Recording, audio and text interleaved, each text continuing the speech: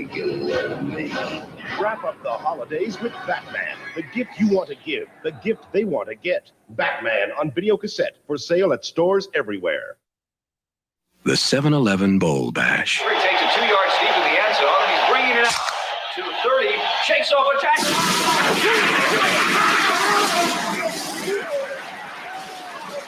In case unexpected guests drop by, stock up and save on all your soda at the 7-Eleven Bowl Bash. Talk about questions. Football. The 7-Eleven Bowl Bash, official sponsor of all your bowl game needs. Wednesday, the new nanny's a knockout. We can find somebody better, someone weathered. Mr. Belvedere already has his own show. Growing pains. Then meet a political animal. Superficiality and good looks can carry you just so far. Like to the vice presidency. Head of the class. Wednesday.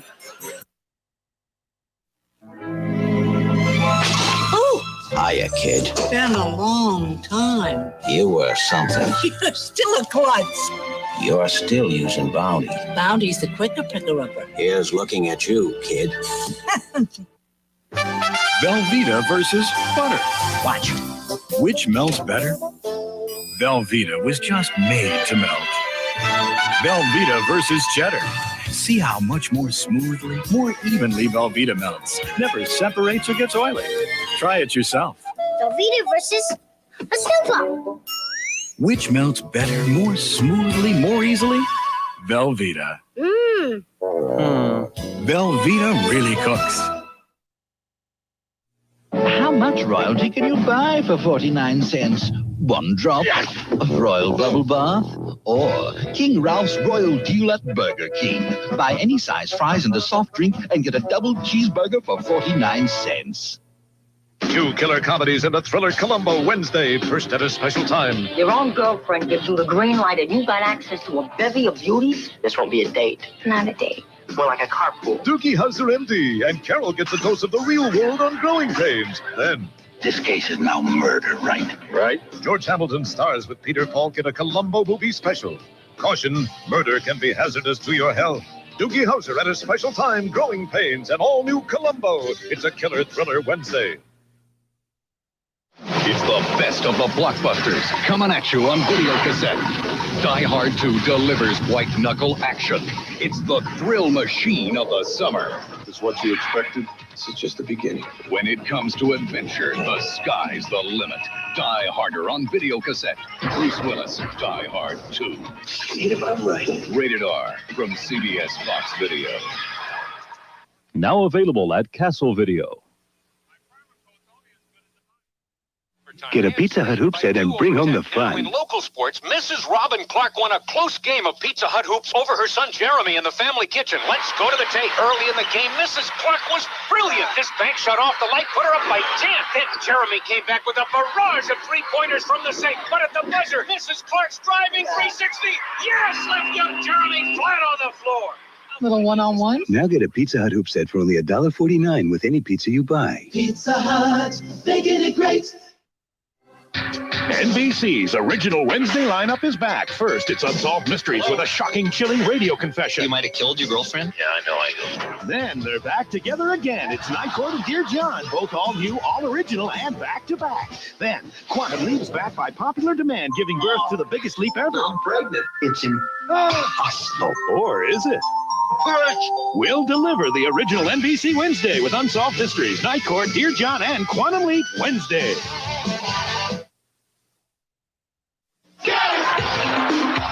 MC Hammer, rap star and Pepsi drinker.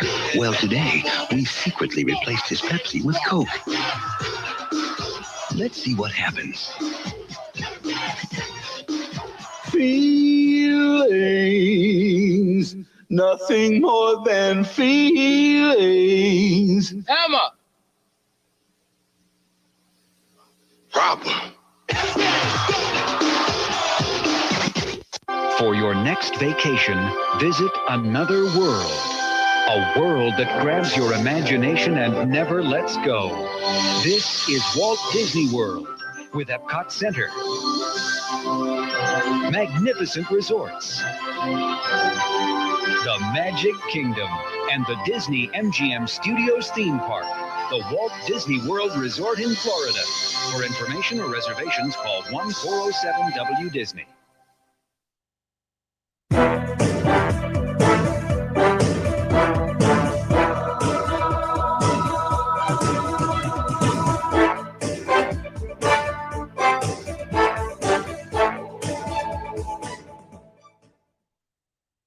Coming to video stores everywhere, Tom Cruise in a video event you've been waiting for.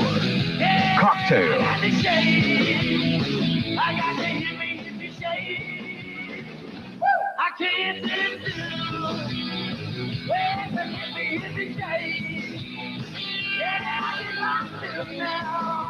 Rent it on video cassette. See it tonight at Major Video, El Paso's super video stores. What is real? Is she for real? Is she for real? Is that for real? What? Well, what is real? This is real. Skittles. New Target Tangy. New Wildberry. New Tropical. Real new. Real good. With real fruit juices. Skittles. Bite-sized candies. It's the rainbow. At night, you turn on all the lights. There's no place that you can hide. No, no. The rhythm is gonna get you. Catch the rhythm. Night rhythms. The fragrance that dances till dawn. If a man you never met suddenly gives you flowers, that's the impulse of Night Rhythms. Night Rhythms from Impulse.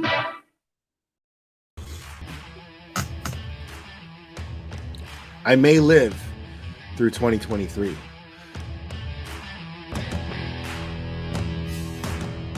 I'm not ready to go yet, okay?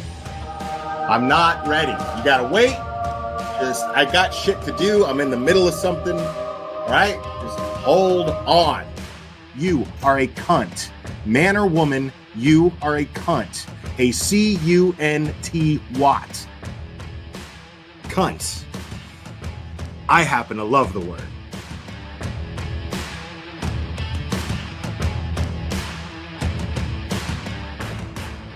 Watch your mouth or don't come in here. Uh-oh. Uh-oh. Oh, yeah, people, come on, we're adults here. You know what?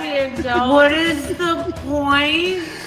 Yeah, we're adults here. I got a fucking Burger King fucking thing on my head. We're all fucking adults here, guys. People in my chat, 2 words. What are they? 2 words. Let me see the chat flood. Let me see the chat flood. 2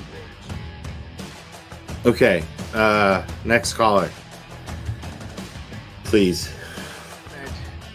Let's get into the meat and potatoes, which translate in American to dick and balls.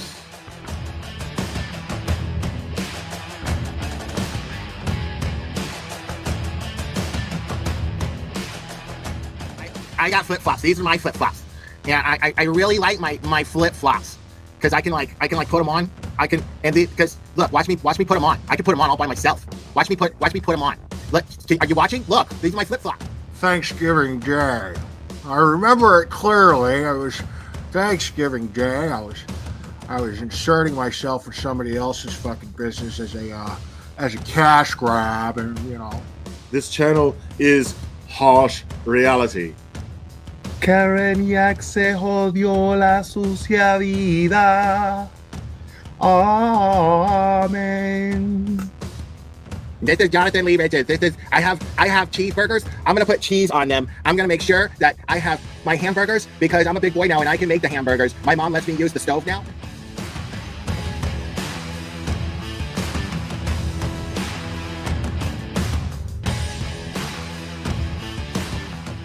And I'm just like, wow, I like receipts, and they brought receipts. Like they had evidence to back up everything they said. And I'm like, okay, well, there's got to be another side to this, right? Like this can't can't. No, this is too fantastic. Yeah, because you're not going to just jump to the conclusion that there's a conspiracy amongst cops to cover up a murder. You know what I mean? Yeah, I mean cops and just like soccer moms and shit. Like that's what made it even crazier. Like, yeah, get it, Betty. Yeah, did you have a close relationship with your mom? Get it, Betty. Oh, of course, I still do. Yeah. My older sister was kind of sad. She was more of the prissy girl that likes going. That is the best shit fucking shopping for dresses with mommy. I was the tomboy that liked playing with the kids. Shout out to Cherry for just being just easily the most faithful and loyal supporter that I've ever had. That someone could have that tenacity with loyalty. And I'm really blessed to have someone like Cherry be part of this channel and in my life. So it means a lot. And yes, I named him after Mr. T and Rocky. Say, woman. Say, woman.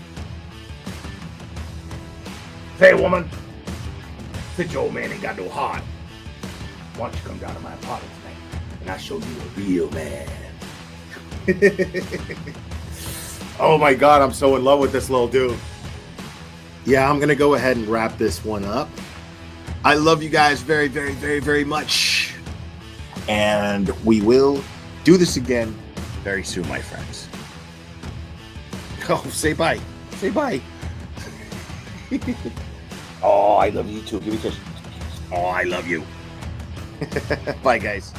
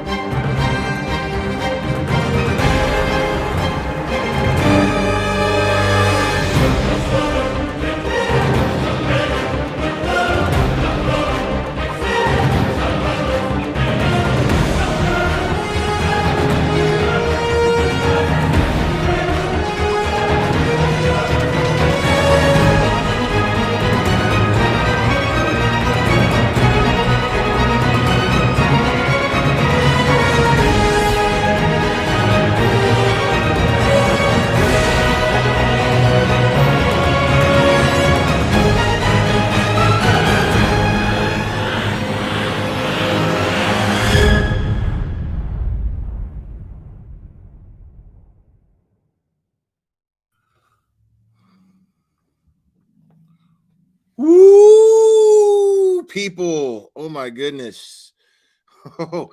Oh man, I lost my other intro. I don't know what the hell happened to it. But it doesn't matter. It doesn't matter. It is great to see you guys. Happy New Year to all of you. I had a fun New Year's. I did. Yeah. I like to get wild sometimes.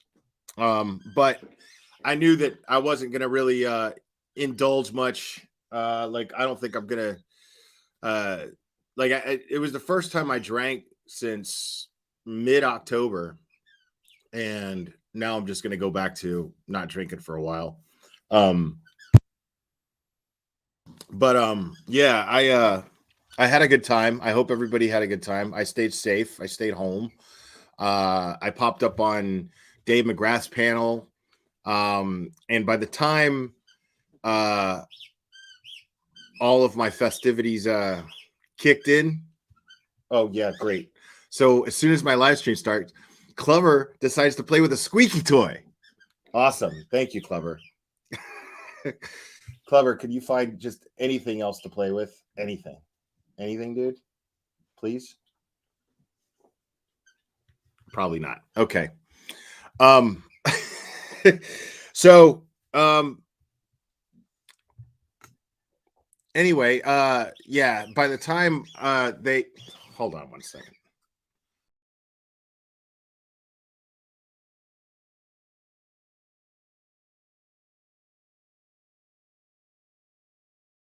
Okay, sorry about that.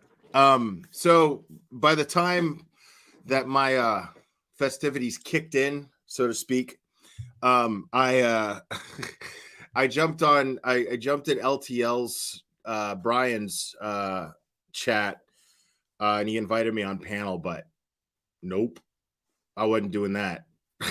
I was not doing that. If you saw David's stream when I popped up there, you'll know why. But yeah. So now this stream, now real quick, I want to do something real quick before I get started. And I hope I don't miss anybody, but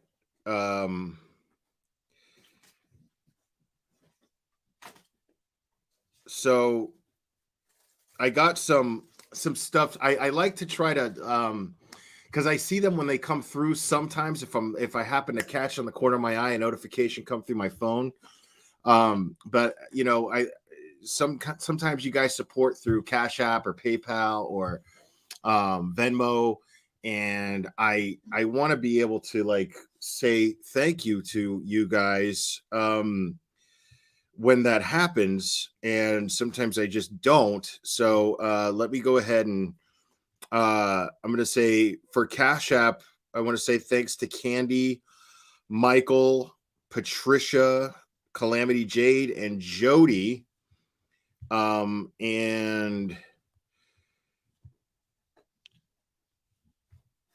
let's see, PayPal,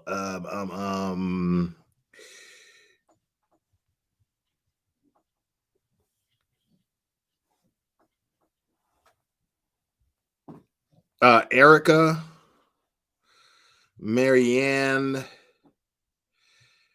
Peter, and for Venmo, Carolyn, Cami, and if I've already said thank you to you, I'm saying it again. So Carolyn, Cami, Jess, Chris, Kathleen. So thank you guys. Appreciate you. So now, if you guys remember, oh man, hold on a second. Oh no, hold on. I think we got a super dad. Super dad. I think we got a super dad. Super dad. Super dad. Super dad. Dad. Dad. Dad. Dad. Dad. I think we got a super dad. I think we got a super dad. I think we got a super dad. Okay. Thank you, Street Squirrel and Bo Dombrowski. Appreciate you. So this stream now, let me kind of set this up as best as I can, because we're going to talk about old Ken Mello. Ken Mello is the special prosecutor, as most of you already know, the special prosecutor in charge of prosecuting Turtle Boy's case, right? And we've noticed when he is in court, he seems to just kind of not really know what the hell he's doing. You're just kind of like, well, wait a minute. Like, I don't understand how a lawyer could be this bad. So we've got, I've got a new source Okay, and I promise you, this is a very reliable source. And they put out a spreadsheet, and no, it's not Sleuthy Goosey. This is someone else who put together a spreadsheet here. And I can't share the spreadsheet in chat, but I can, or like the link to the spreadsheet, but I can screen share and you guys can kind of see what I'm looking at. And this is going to be one of those cases because, as you guys know, I'm not very well educated. Okay, there's no secret about that. My haters love to point that out too. I'm not very well educated, and I'm definitely not an attorney. And we're going to be looking at some stuff that involves legal stuff that I don't really fully understand. But I'm glad that I have all of you here because if you're familiar with this channel more or less, I do rely on my chat from time to time to help me out with certain things that I don't really understand. And I'm not ashamed to say that some of this stuff is definitely above my education level. But at the same time, a lot of it's pretty self-explanatory. And it's interesting. So now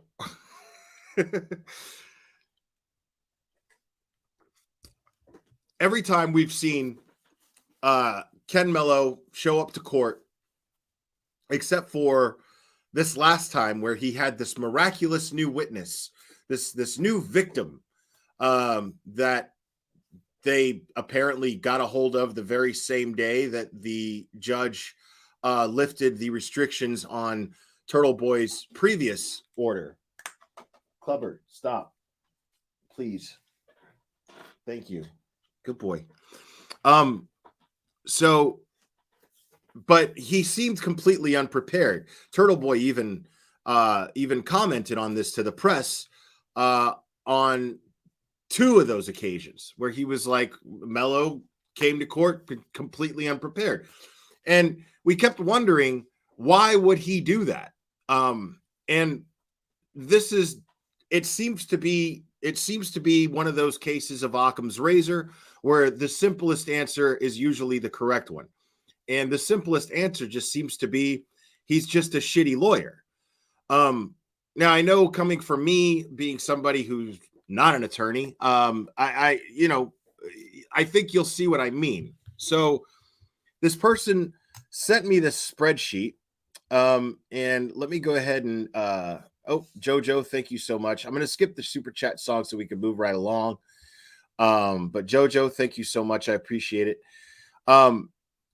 And so now, if I can explain the spreadsheet more or less as best as I can. So the light yellow here at the top, okay, represents, and I can't see the chat, so I apologize for you. But the light yellow up here at the top represents cases where Mello was the plaintiff, where he represented a plaintiff. And then the dark yellow down here is where he was a defendant. And then these in red here represent instances where Ken Mello was actually reprimanded for basically just being a bad lawyer. So if you look at all of these things here, I've got the links to these documents here, where they say the case names Christina Ayer versus Michael P.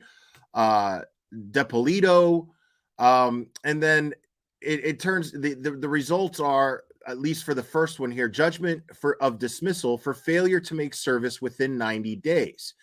Now, these aren't losses as a plaintiff. These aren't losses where somebody just ended up getting a decision from the judge or a jury, right?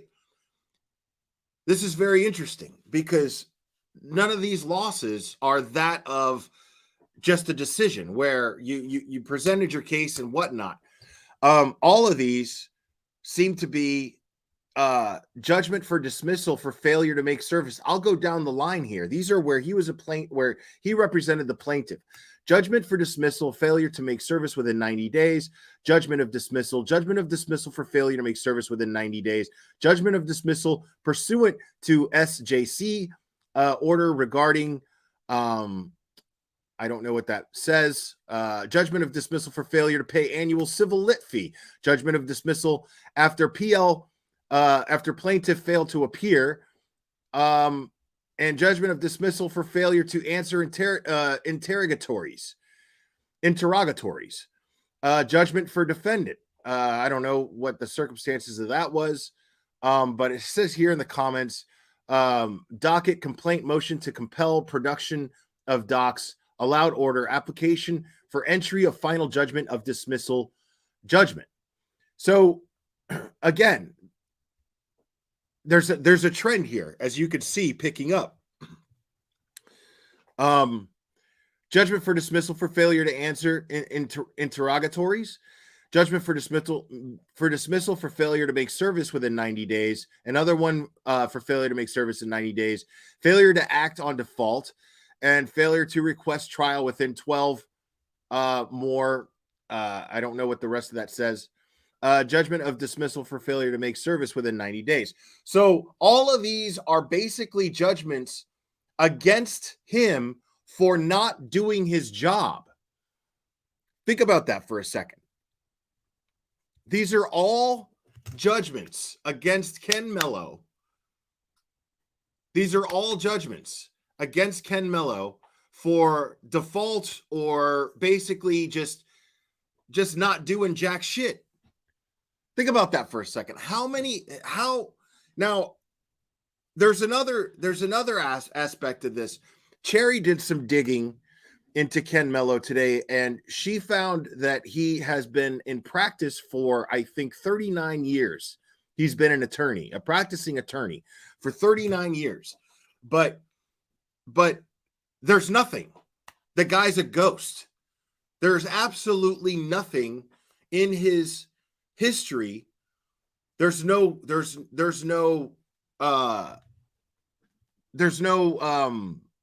comments or reviews. There's nothing. There's no history to look this guy up. He's been in practice for 39 years. And if you Google him and you Google his cases, you Google his, he doesn't even have, basically what it seems like, he doesn't even seem to have a website that has any sightings of, or any site of cases that you can reference. No reviews, no past clients that review him and say, oh, well, he was this good or he was this bad because of this and this and this and that. None of that. There's absolutely nothing. The dude is an absolute ghost. Now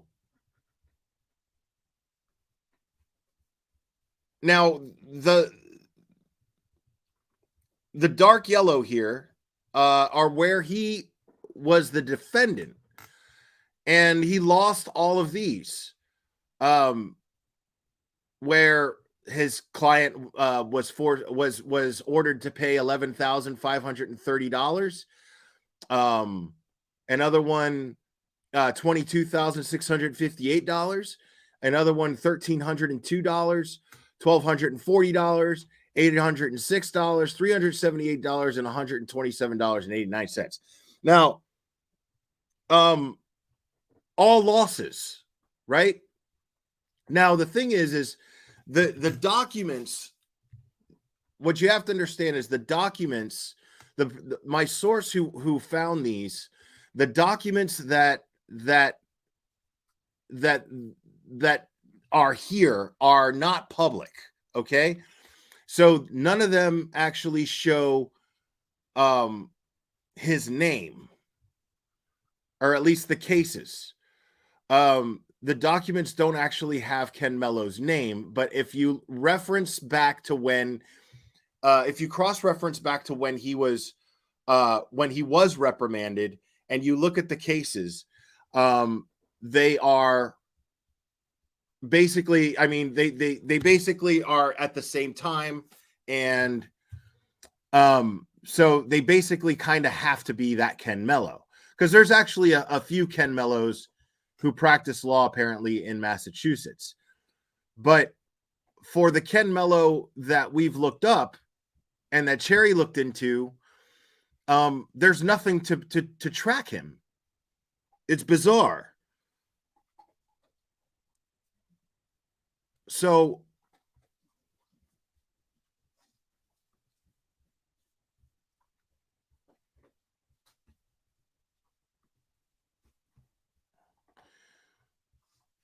this is his reprimand right here. This is the actual document for his reprimand. Real quick, let me show you that. One of the reprimands, and as you can see in the top there, it says Ken Mello, Kenneth S. Mello. As set forth below, the respondent received a public reprimand for neglecting the interests of two clients in unrelated matters.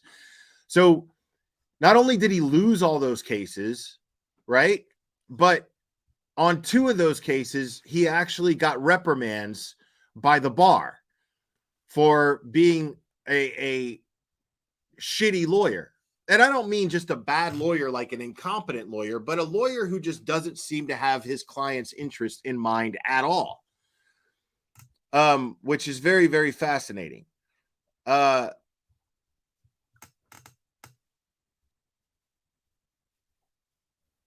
So in the first case, the respondent was retained by a client to file and prosecute a personal injury action. Over the next 3 years, the respondent performed very little work of substance on the case.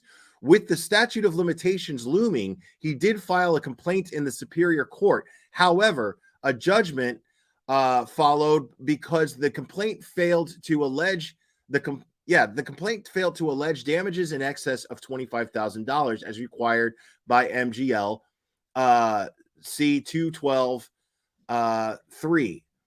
The respondent did not advise his client of the judgment or take any other action in response to it. So he didn't even communicate with his client to let him know that they lost. So he didn't even communicate with his client to let him know you lost this case and this is how much money you got to pay. He failed to even do that. Okay. And I know what some of you are thinking, and we're going to get to that in a minute. But, and then the respondent did not advise his client of the judgment or take any other action in response to it. As a result, the lawsuit was dismissed without prejudice. The respondent never informed his client of the dismissal. The client ultimately contacted the court on her own and learned of the dismissal for the first time. In summary, the respondent's incompetent representation of his client, his failure to pursue the lawsuit resulting in its dismissal, and his failure to inform the client of the dismissal violated Massachusetts whatever chapter or sector that is, or whatever law there is. And then it says here in the second case, the respondent was retained by a client to represent him in a criminal matter pending against him in the Superior Court. The matter went to trial, after which the client was convicted and sentenced to prison. Okay, so this is a criminal case. The respondent timely advised the client of his possible appellate options. I'm not sure what that word is, so I'm sure I mispronounced it. I apologize. He also informed the client that he needed to obtain new counsel for any appeal. He did not, however, return the client's file in order to enable him to pursue the appeal himself or retain other counsel. Dude, I'm going to read that one more time. He also informed the client that he needed to obtain new counsel for any appeal.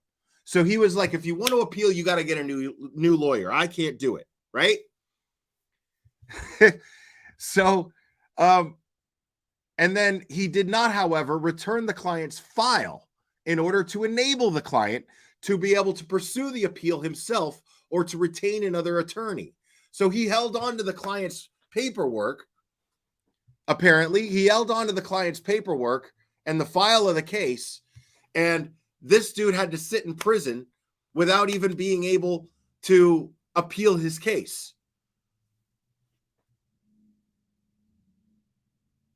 This dude is unreal, bro. So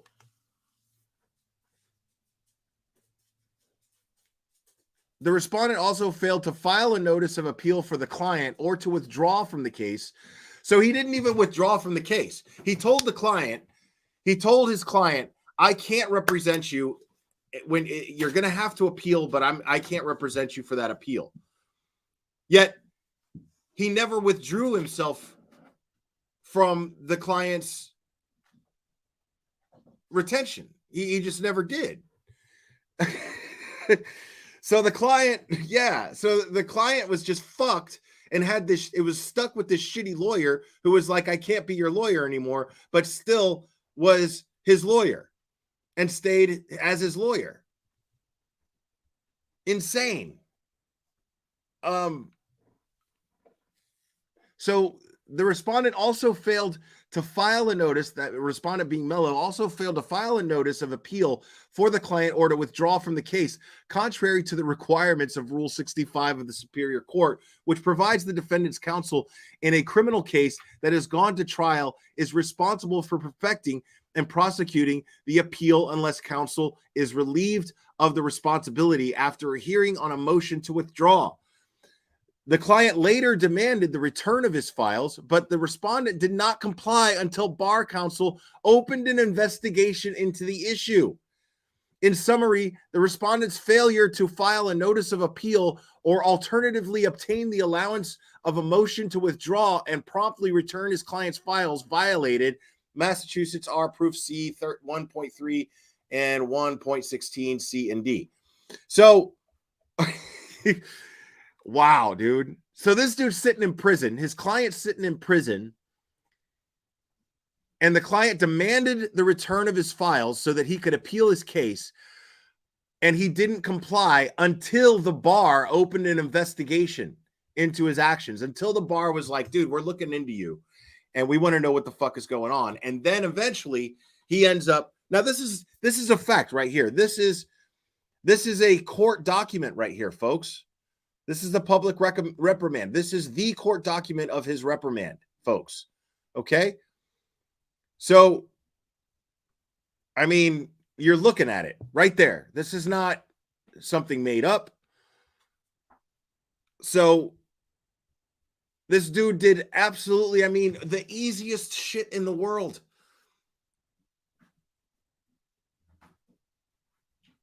And he failed to do just the easiest shit in the world for his client. So this is crazy to me. Clever. What's up, buddy? You're gonna knock over my coffee, dude. Dude, please, bro. You're killing me. And you're gonna time people out. I love you, buddy.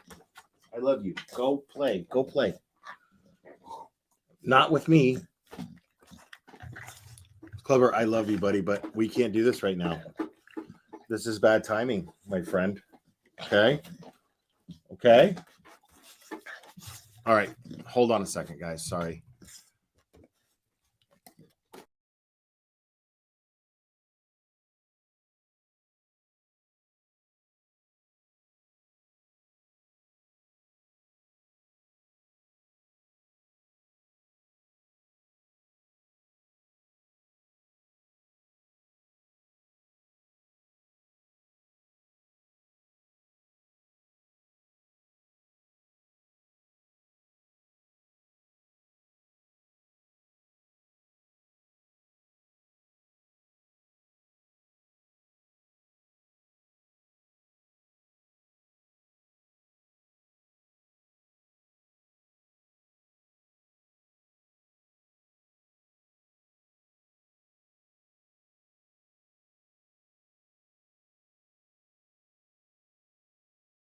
I feel so bad because he just wants to play and give me love right now, but can't do this and that at the same time right now. So I feel a little bad for Clever. But I'm going to try to keep this not too long. Now this is clearly the nature of this guy. So when we're sitting here and we're going, I don't understand why, how many times, I mean, did we go over one of these hearings and go, why is this guy why does he seem so clueless? Right? Why does he seem so clueless? It's fascinating because the fact is that he just doesn't seem to really know what the hell he's doing or even care to.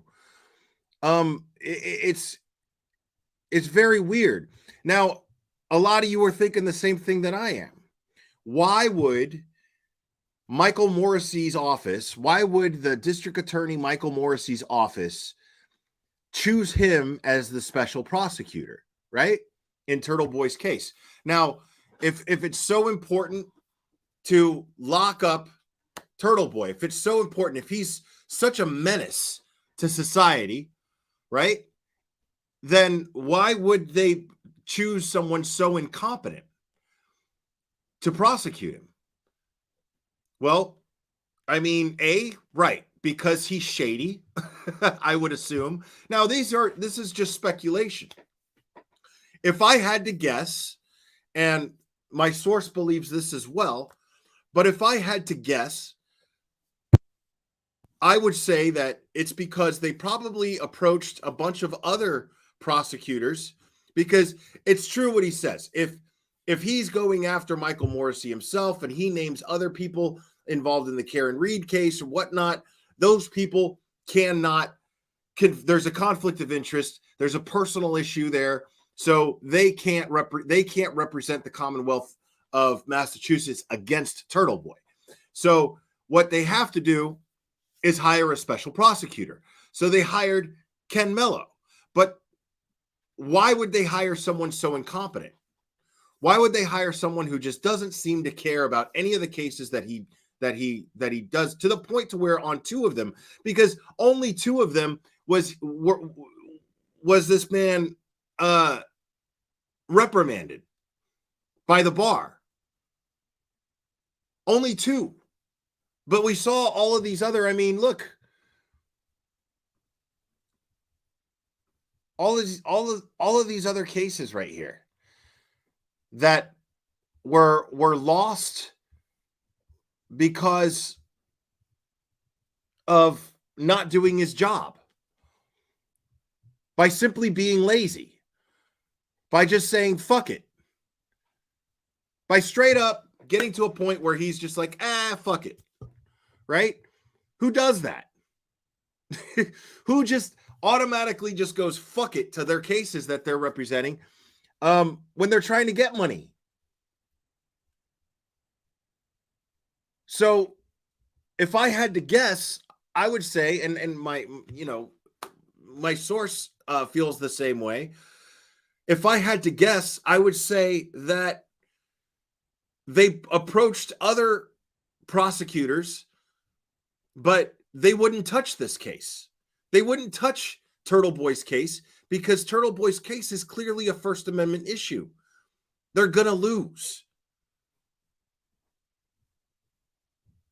When you look at all of the facts, right? You look at Turtle Boy's charging documents, right? None of those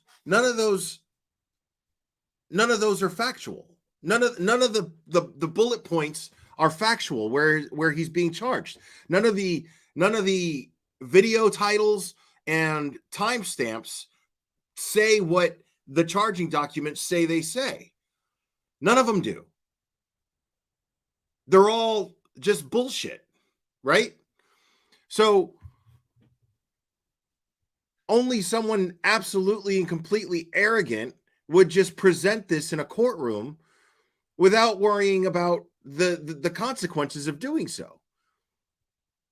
I mean, it wasn't, I don't see how it was a coincidence that the judge in that last hearing, not the one where they sent him to jail, but the one before that, where the judge ends up saying, okay, well, I don't know what you want me to do. What do you want me to do?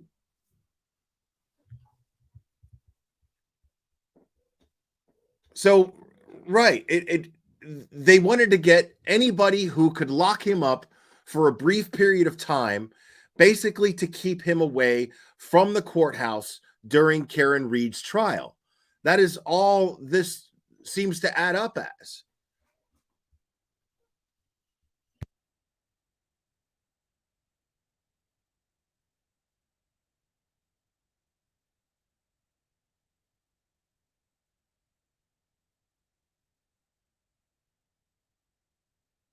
Yeah, I mean, this is right.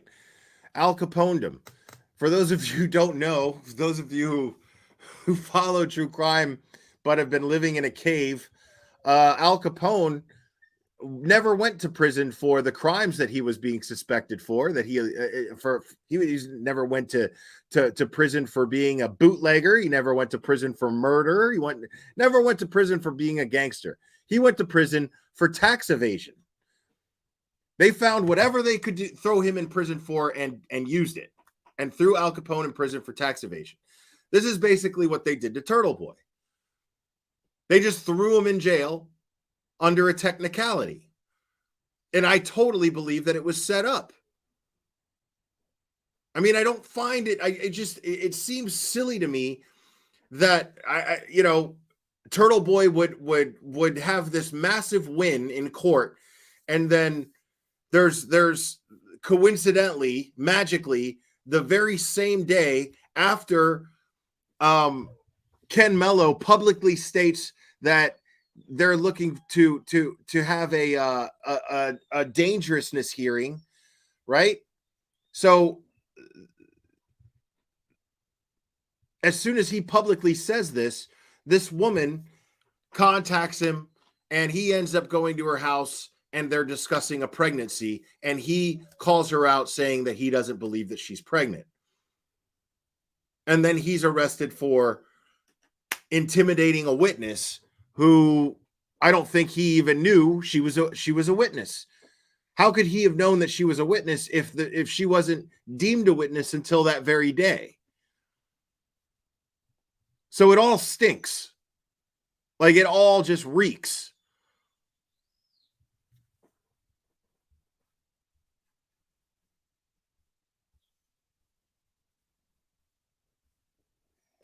So yeah, none of this adds up. None of this adds up. Like, I mean, whether she was pregnant or whether she wasn't pregnant is not the point. Okay, that's not my business. That's not your business. That's between Turtle Boy and that woman. What I'm saying is, I don't see any other way to lure someone over to this person's home. Now, if he knew she was a witness, then okay. But even still, again, as I explained in the last live stream, I don't give a shit. If I was intimate with this woman and she tells me she's pregnant as a man, she says she's going to go through this procedure, I'm going to be there. I'm going to say, damn the rules. I'm going to be there. So I figured this is what they knew was going to happen. And again, it sounds totally paranoid, but again, it's supposed to sound paranoid. It's supposed to sound so far-fetched that when you say it, you sound crazy. That's I mean,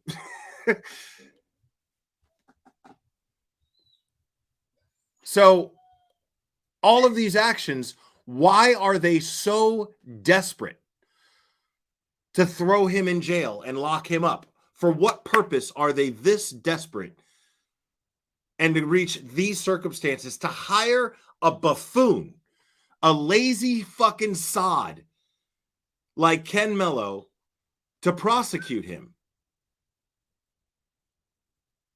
And this is the very same guy who we heard on a phone call use this bullshit unconstitutional law to charge 9 other people.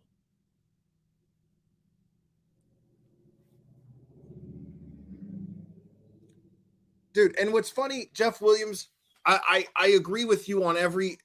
Normally, whenever I'm real big on accountability. You break the law, you go to jail. It's just that simple. But the thing is I don't think that Turtle Boy had any intention of breaking the law. I don't think that he went over there with the intention of breaking the law. I don't think if you just walked out of a courtroom with a win where it says don't break the law, you're going to jail. Where the judge even has to remind Ken Mello, I don't need to remind the defendant not to break the law. I don't need to do that. So I totally think that he was baited. I know. He wants to play, but it's not time to play right now.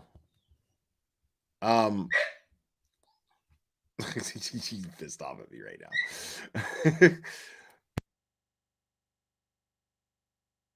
Yeah, this whole thing, I mean,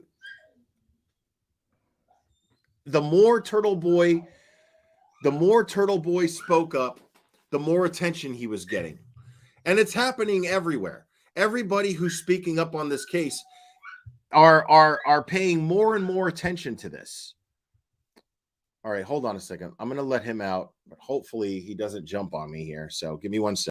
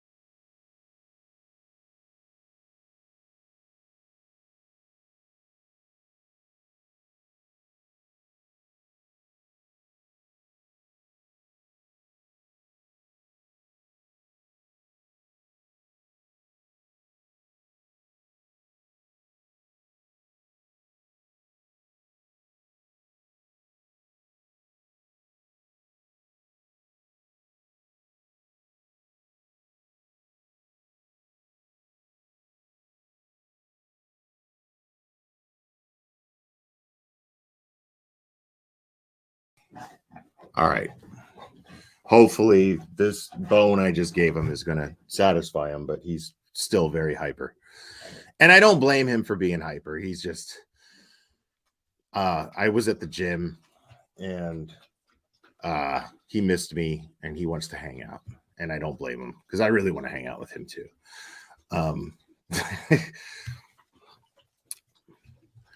Now, yeah, to me, this is all just all too convenient.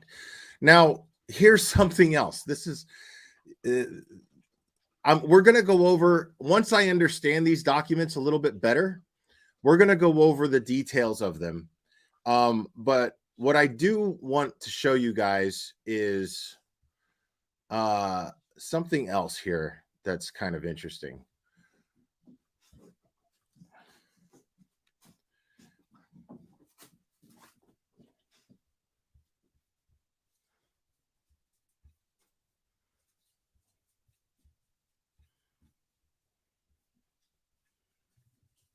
Now, these are some screenshots that were sent to me initially.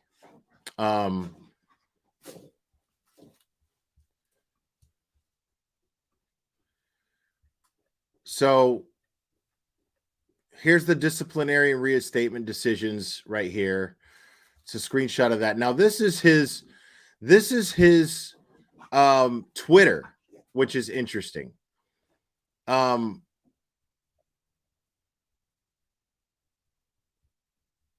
Why is he reposting stuff on Twitter? Is that not completely and totally inappropriate? I mean, why is he reposting this stuff about Turtle Boy's family? right?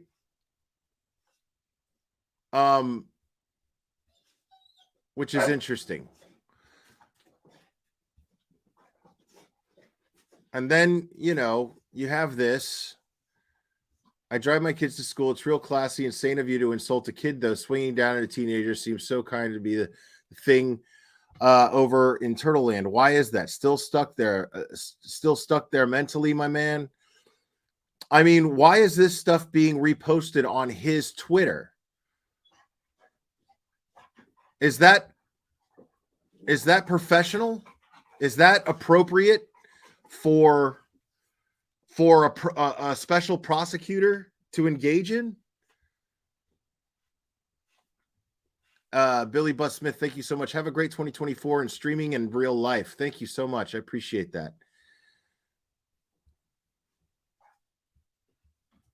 So why is this dude behaving so unprofessionally and reposting, liking and reposting? No, this is his. Look. So Kate is Masshole Mafia, right? This is this Kate person everyone's talking about. Correct? Correct me in the chat, folks, please.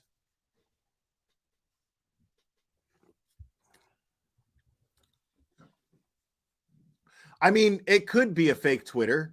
It could be a fake Twitter. But the account's been open since 2009.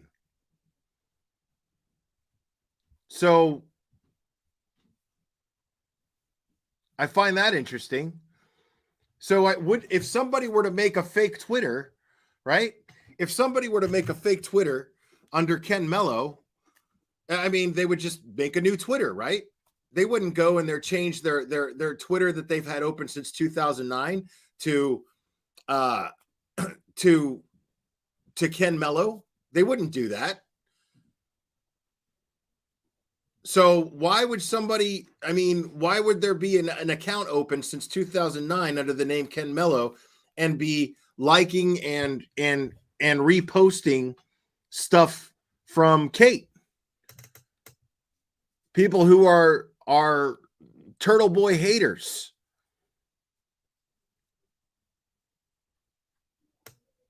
Well, there's almost nothing there.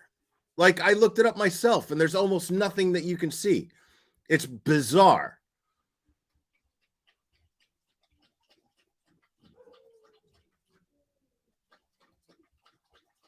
Now, I can't look at his Facebook because I don't have Facebook anymore. So,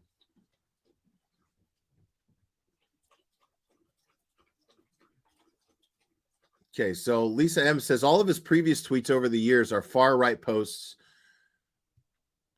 and he responded to IHOP. So the far-right posts that line up with his other social media posts.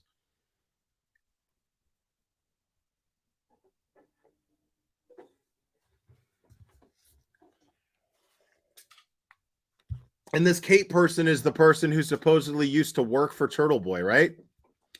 And now she just spends her entire life like hating him and trolling him. As I understand it, I don't really know. This is just you guys know better than I do. But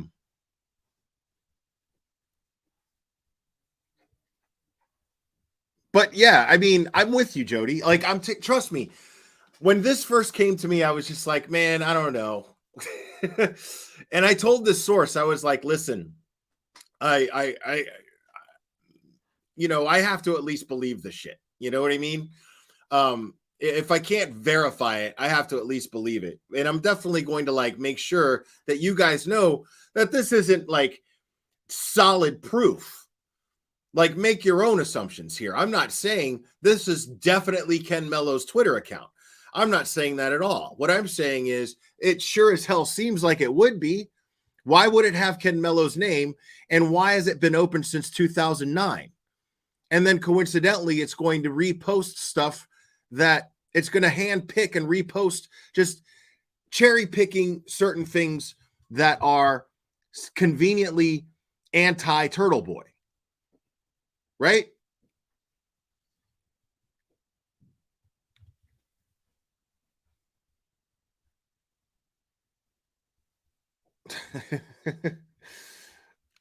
I get you, Jen Bex. I get you. And now those tweets are gone. Right. That happened when I looked it up too.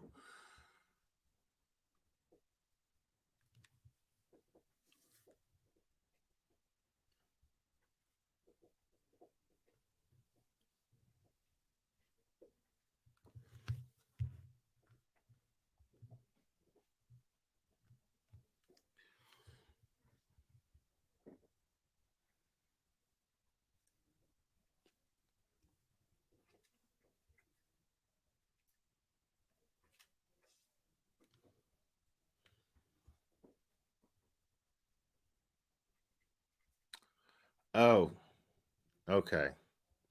Now, Anna Banana is my anonymous source. That is obviously a sock account, but Anna Banana is my anonymous source. So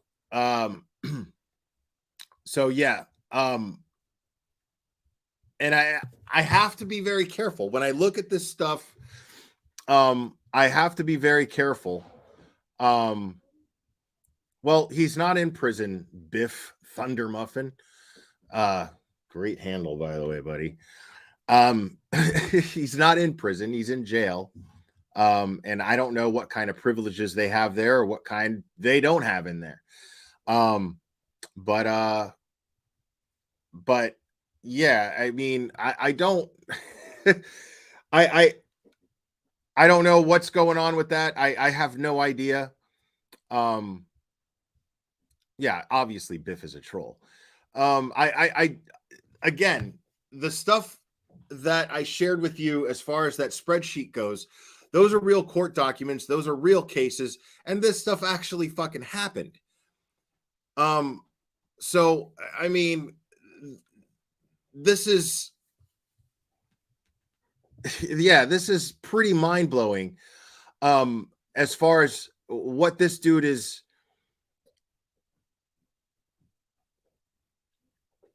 Oh, okay. See, Sleepy Goosey saying, have you all ever heard of jail talk? These folks do have access to the internet. Amazing. Yeah. I mean, what a shocker in 2024. So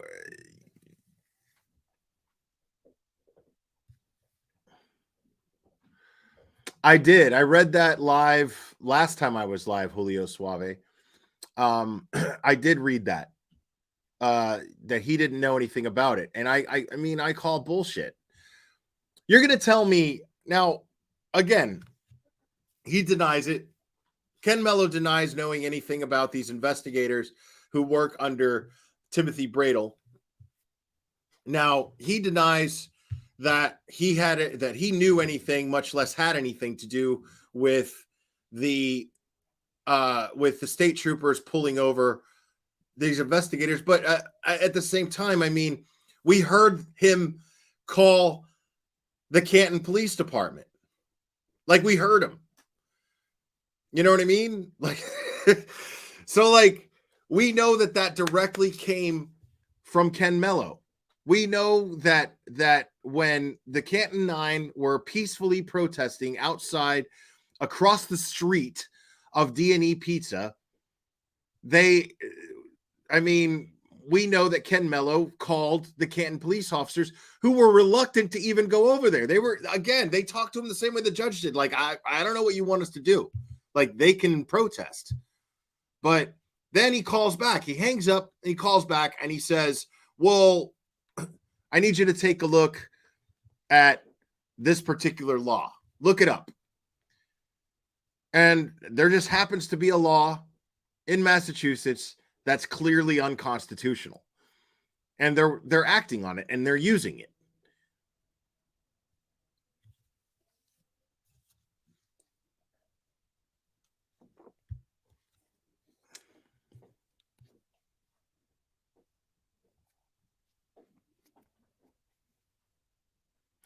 I mean, the whole thing stinks of corruption. That's the whole point. I mean, why? Think about that for a second. Why in the shit would the Commonwealth of Massachusetts hire this scrub of an attorney, a dude with the worst possible record that I've ever seen? Dude, that's insane to me that there are that many cases that this guy lost as a plaintiff for simply not filing something in time. The easiest thing that anybody can do. It's not like he lost a decision. This dude didn't lose by a decision, by a judge or by a jury. This guy lost these cases by not doing his job. And then the Commonwealth of Massachusetts, for some reason, thinks that this guy's the best person to prosecute a whistleblower. Basically, to prosecute a whistleblower. Why? That does not add up. That does not make any sense at all. It's too high profile of a case. Why would they have somebody who's going to just look completely and totally incompetent to the entire world? Every time Turtle Boy has had a court date in a court hearing, every single time it's been televised to some degree. You've got the people on YouTube like Tom CPU going out there and documenting all of the support that's outside of the courtroom. And thank you again, Tom, for that. Showing all of that support and waiting outside the courtroom for the result of whatever's going to happen, waiting for Turtle Boy to come out.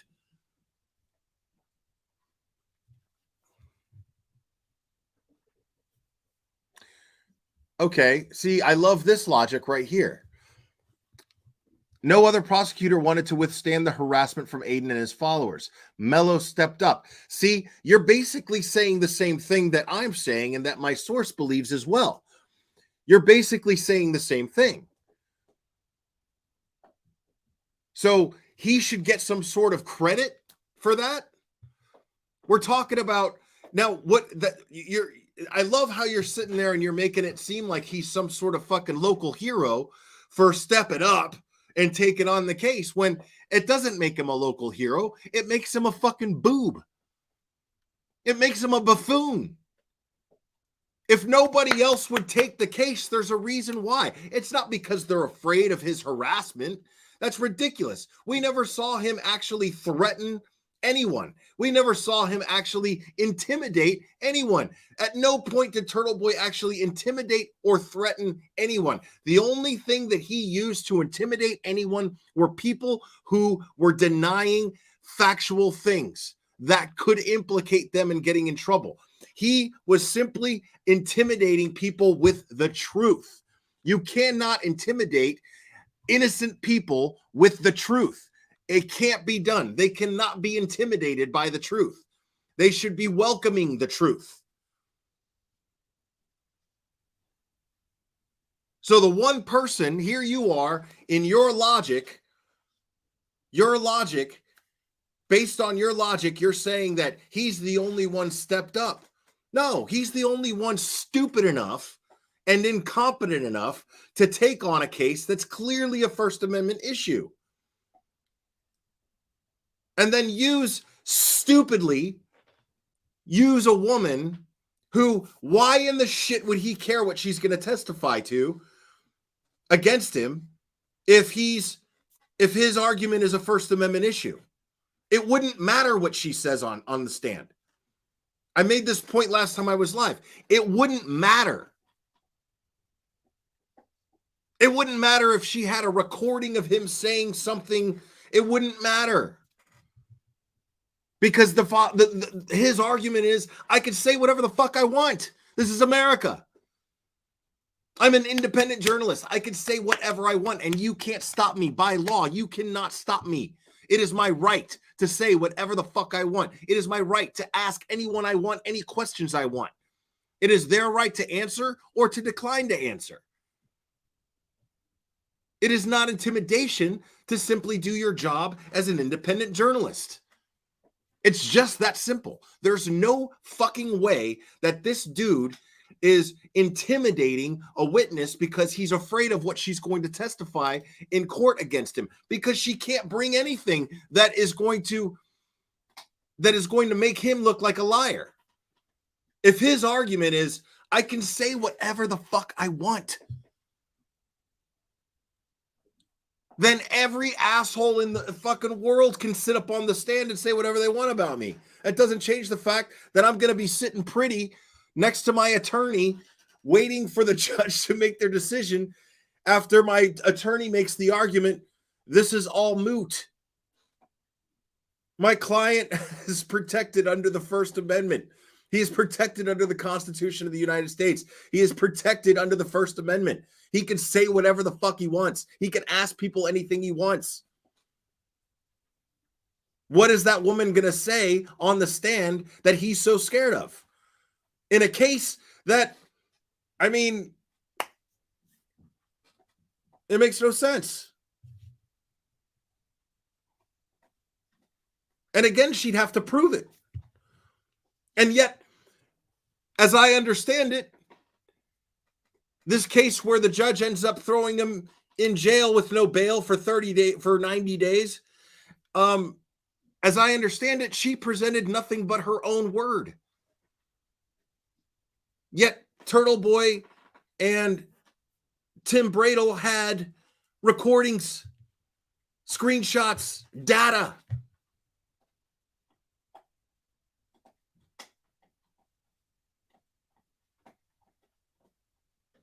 So, I mean, it makes no sense. What would he be so afraid of her saying to where he would feel the need to intimidate her into not testifying? And we heard the recording. We heard him going, okay, no, I didn't. And we heard this woman try to manipulate him by threatening the welfare of her own children. What kind of person does that?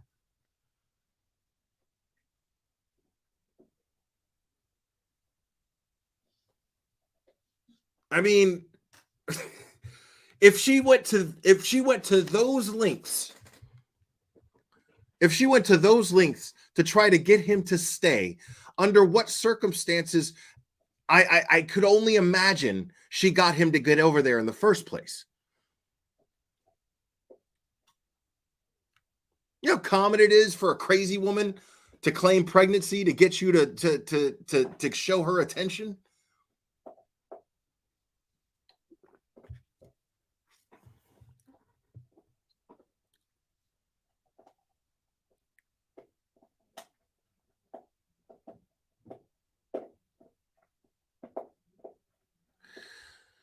She baited him with a screenshot of a summons. I mean, then why was the subject of pregnancy, the subject matter of pregnancy, the entire subject matter in all the evidence that we saw and heard? Explain that to me. Because that's all I heard.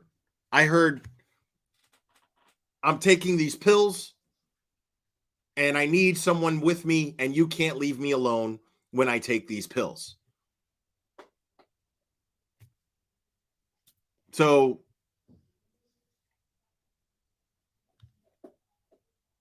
I mean, I'm not understanding, like,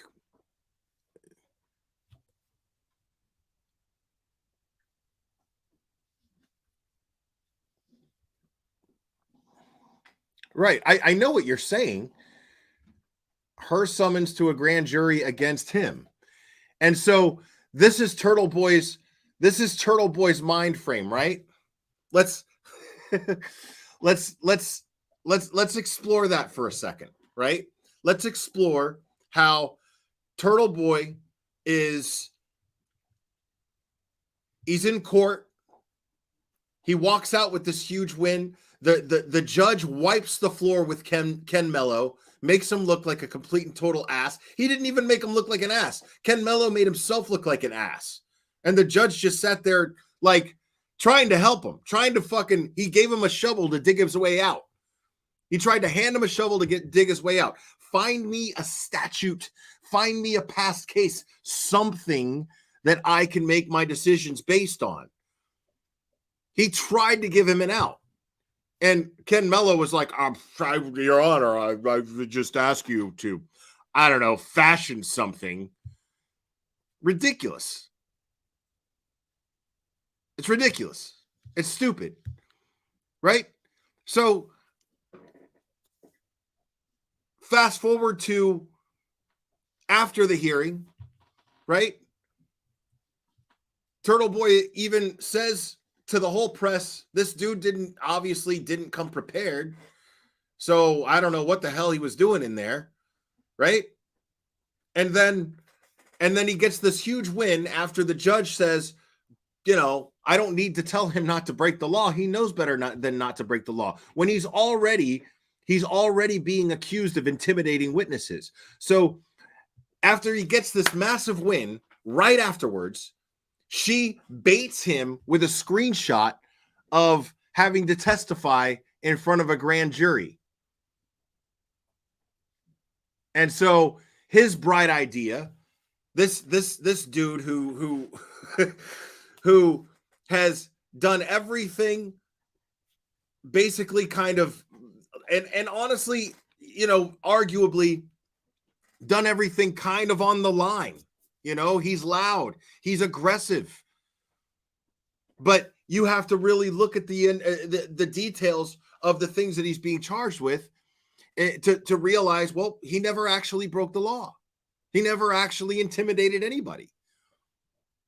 I could see how being loud and being flamboyant, for lack of a better term, on his live streams and in the streets, leading a rally, I could see how people would look at that and be like, "Oh my God," because a lot of people in public opinion are going, "Dude, that's fucked up. You can't do that shit.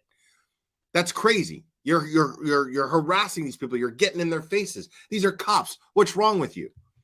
But for those of us who know what these cops have done, and I'm not talking about what we believe they've done, I'm talking about what we know they've done,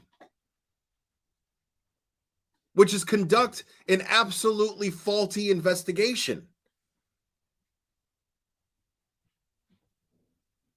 I mean, the fact of the matter is Karen Reed's case is there's only one reason that I can come up with, and it coincides with when Turtle Boy was on this panel with me here on this channel. We talked about it because I was like, it seems like they don't even fucking care. I asked him, I was like, it's weird. It seems like they don't even care that they don't have a case. That they have to know that there's no way 12 jurors are going to unanimously convict this woman based on how the investigation was conducted alone. There's no way, right? And then it's like, well, all right, well, then why are they doing it? Simple. It's a simple reason why they're going through with it, because people are going to demand justice for the death of a Boston police officer. You can't just leave that unanswered. That's not going to go well for the people of Massachusetts. That's not going to go well for the Boston Police Department. Nobody's just going to sit there and go, okay, well, you know what? Because basically what happens is when Karen Reed gets acquitted of these charges, because they're not going to drop the charges. This is what I'm saying is, if they go and they drop the case before this trial starts, then what that does is it puts the Commonwealth of Massachusetts in a position to have to implicate someone else. They have to take their investigation elsewhere, because you can't just leave the death of a Boston police officer unanswered. It can't be done. There's no way that's ever going to happen in a million years on any planet, on any realm or reality. It will never happen, right? So what happens is is if they drop the charges against Karen Reed, they're going to have to direct their investigation somewhere else. And there's nowhere else to direct their investigation except for the people who were in 34 Fairview that night. The evening hours of January 28th and the morning hours of January 29th. There's no way to take that investigation anywhere but in that house. And you can't take it in that house now because the house has been cleaned, sold. The dog is gone. I mean, what are you going to do? You're going to sit there and interrogate Brian Albert? Somebody's going to have to answer. Brian Albert's going to have to answer as to why he never came out of his house that morning.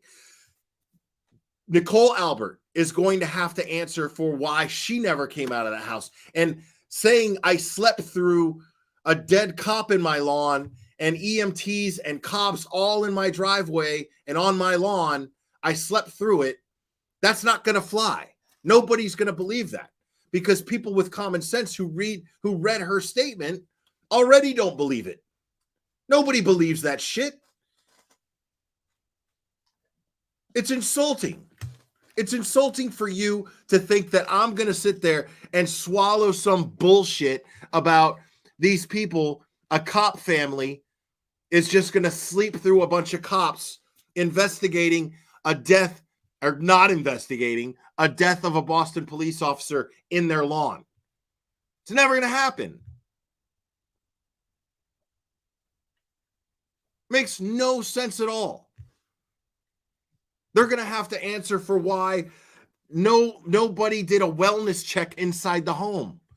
I've never even heard of that shit. There's a dead cop in the lawn and no responding officers says, do you mind if I go inside the house and take a look around to make sure everybody's okay? For all they know, there could be 10 dead people in there. But at no point, because this was the house of a police officer, Brian Albert's home, they never even went inside the house. All of these things are going to have to be answered for. If they drop the charges against Karen Reed, they're going to have to answer for this stuff because the investigation is automatically going to be directed towards the people at 34 Fairview that night. And that's why they're not dropping the charges. And that is why, in my opinion, that is an example as to why Michael Morrissey and his office are under federal investigation, and as they should be. This is just crazy, like insanity. Luna's mom, thank you so much. Will, just imagine State has to put Proctor on the stand, right? Can you imagine how the defense is going to question him? Yeah, dude, I'm fucking here for it. I got my popcorn emojis. Just, I'm here for it. I can't wait for that shit. I can't wait to see Proctor on the stand. I can't wait to see Jen McCabe on that stand. I can't wait for any of that shit.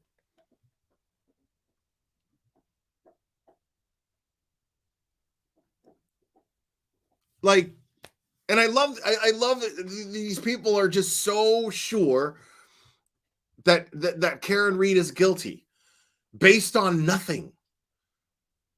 And I'm not sure she's innocent. I'm not. All I know is that John O'Keefe is not going to get justice. I mean, it's based on everything that I'm seeing right now. I don't have any hope that John O'Keefe is ever going to get justice unless this federal investigation is expedited in some way, shape, or form. And I mean, you know, and then they're put in a position to have to investigate these people. But even still, all of the evidence is gone. Any evidence that would convict anybody in that house that was responsible for John O'Keefe's death, because I believe somebody in that house was absolutely responsible for John O'Keefe's death. I believe that. I don't have anything to prove that with, but I believe it. Because every effort is being made to avoid them. Every effort has been made to avoid them since the night in question. Since the night in question, everything's been made to avoid them.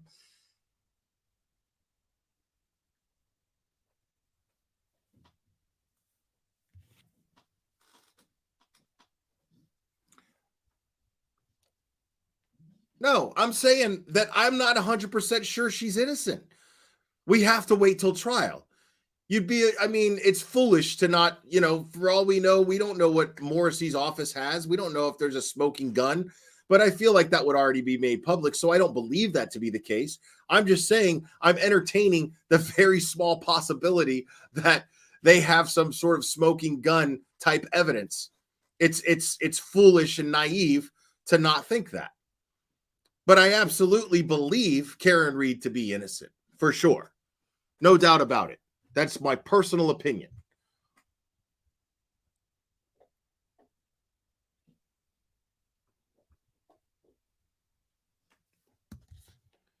And it makes no sense. Like, it's so funny because the most logical people who don't believe that Karen Reed is innocent, the most logical people, the ones who actually seem to be paying attention, they believe it to be an accident, right?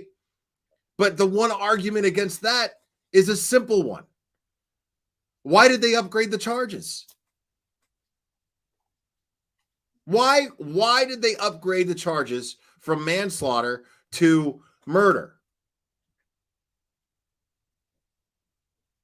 And it's weird because they upgraded the charges from manslaughter to murder once more evidence surfaced that she might be innocent. Once there was more questions, it's almost like they panicked. And they were like, oh, wait. And then they slapped more charges on her. They upgraded the charges. It's crazy to me. And nobody's asking these questions.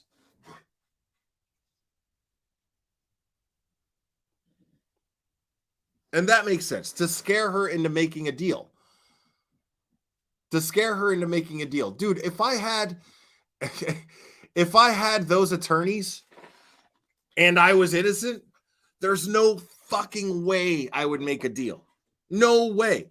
And even still, this is going to piss some people off, but even still, if my charges, if I had those attorneys, the attorneys that Karen Reed currently has, and I was guilty, and I knew of how this investigation was conducted, my attorneys are going to go, dude, there's no fucking way. There's no fucking way that you're going to get convicted. We can absolutely get you off. There's no way. I mean, so even if I was guilty, there's no way, with all of the circumstances that I'm already aware of, there's no fucking way that I would ever take a plea deal. No way.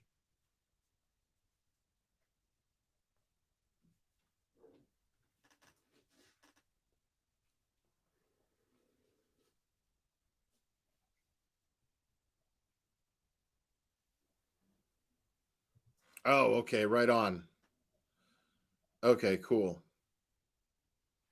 Yeah, so I got word that Turtle Boy's listening. What's up, Turtle Boy?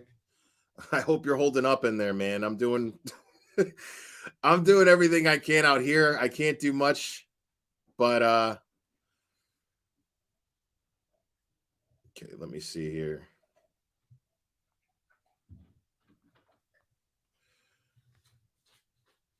But I'm glad you're listening.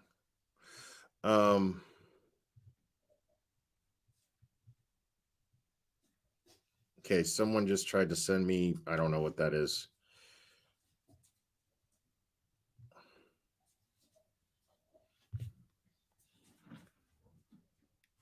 What am I looking at here?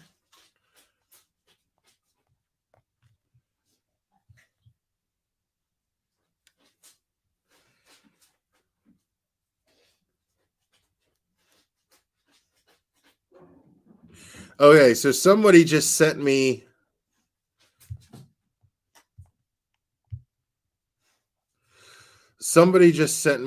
a picture, and apparently it's of Ken Mello with Jen McCabe's attorney at a Christmas dinner. But the thing is again, people, I don't like to be unfair, and I'm not going to spin narratives. I don't know how. I mean, lawyers know each other. Lawyers, they, you know what I mean?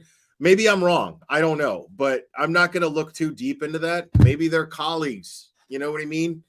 All I know is, like, whenever I see a movie, you know, or even like Law and Order, right?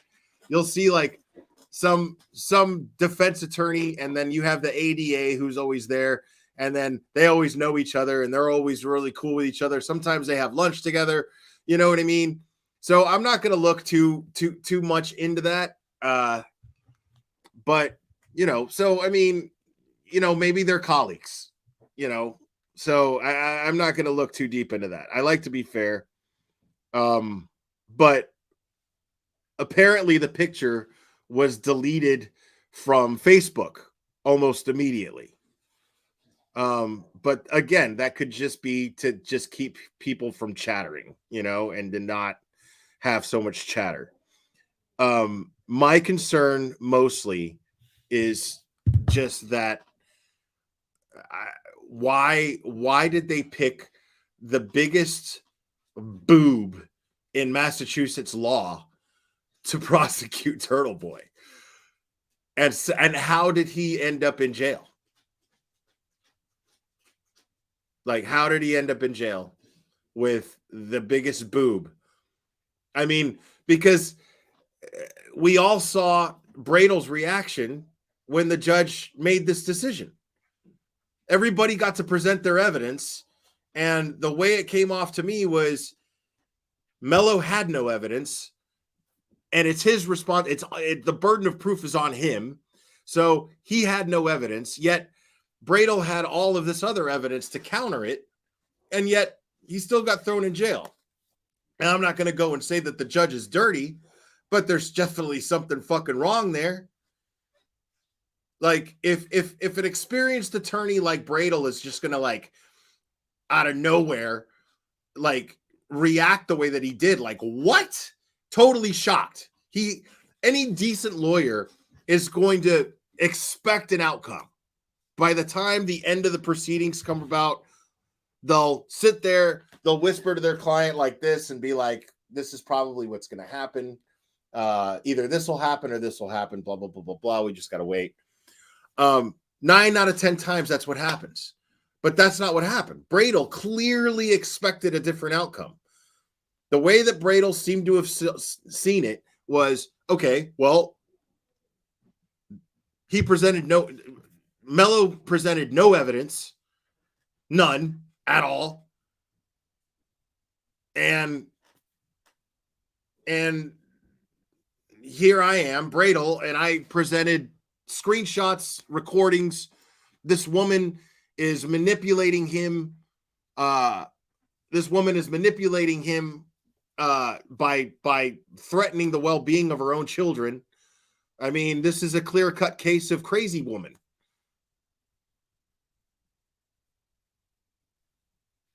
So, and then when the judge throws him in jail, Bradle is just like, wait, what? What the fuck just happened?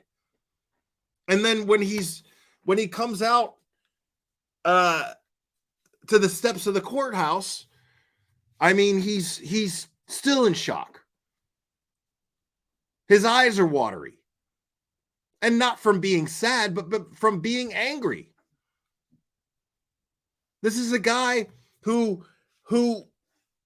seems to love the law. You know why I feel that way? Is because the guy loves to specialize in protecting people's rights. This is the path he's chosen. He used to work for the prosecutor's office. Now, this is just my own personal assessment. I don't know the guy. But my observation and what I'm getting out of it is this is a guy who absolutely loves the law and loves protecting people's rights. And so here he is in a fight to protect someone's basic First Amendment rights, and he presented everything the way he was supposed to present it. It's supposed to be cut and dry, clear cut, and then boom, it doesn't go the way that anybody with experience in law standing in a courtroom in front of a judge, it doesn't go the way that you would expect based on the evidence that was presented or evidence that was not presented, the lack of evidence existing. Thank you, RGC 2015. I have a family member in the Massachusetts State Police, and he said the first thing they should have done is get a search warrant for the house. He said the state police and Norfolk County DA's office have been corrupt for years. I mean, I have no doubt about that, because it's to the point to where they just don't even fucking care if anybody asks questions. We just watched Michael Morrissey, like, we just watched him hold a press conference where he determined basically a mass murder / suicide as a contained domestic issue, and there's no threat to the public whatsoever, without doing any investigating except for having patrolmen initially walk into the house, assess what happened, and then tell him, and then tell Tully. And there's Tully standing next to him in all his glory. And he's like, yep, found him this morning. I mean, they didn't do any DNA testing. They didn't do any they didn't do any gunfire residue testing. No ballistics. All of the basic shit that you would expect anybody. All of the most basic thing that you would expect to see in your most basic B cop movie never even took place. To even make it remotely realistic, to make the movie even remotely believable. Clever, stop, please. Thank you. Even to make the movie even remotely believable, they cover this stuff in these movies. And yet this guy in real life stood in front of the entire state and the country, really, and was like, yep, no need for an investigation. That's what happened. That's it. And the guy who did it didn't seem to have a criminal record at all, seemed to be very successful. No reason at all. I mean, there was no motive. So they didn't even establish a motive as to why this guy, he just woke up one day, didn't like his life, hated his family, decided to kill them all and then kill himself. Right? And I'm not saying that's not what happened. I'm saying, how do you know that that's all that happened if you don't actually conduct an investigation? 3 people are dead.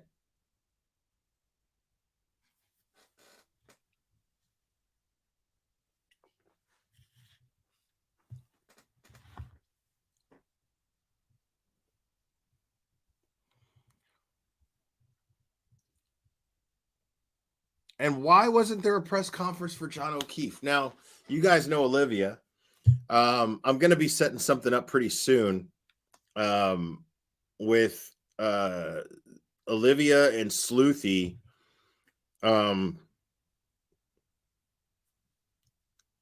So, Mike, thank you for the Cash App. I'm going to be setting up something soon with them. Because I'm actually really interested in having a conversation with the two of them about this case. Because I see Olivia's on, I mean, she's on Twitter, just constantly battling people with logic, just constantly. And it's, yeah, crazy. What's up, Brian? Thank you. Just glaring in. Happy New Year, Will. Happy New Year to you too, Brian. I think Brian's going live later on. I'm not sure what time, but make sure to check that out once I wrap this up here.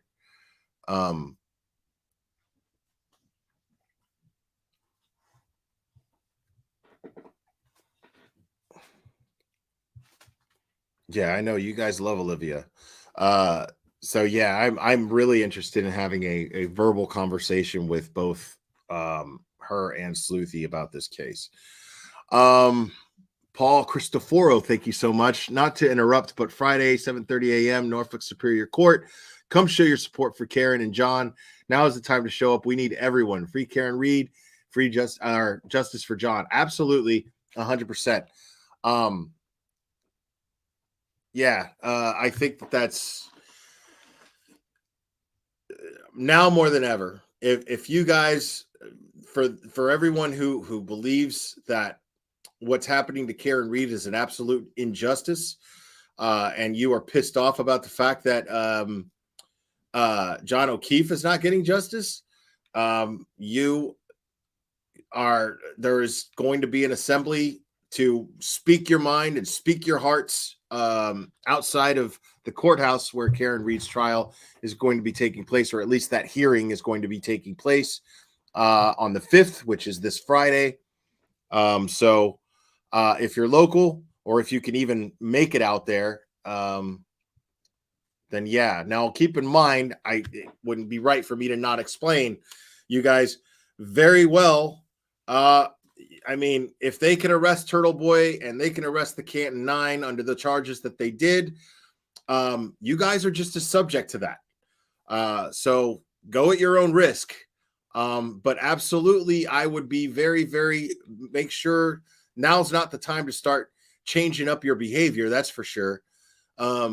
Everybody, from what I've seen so far, everyone has been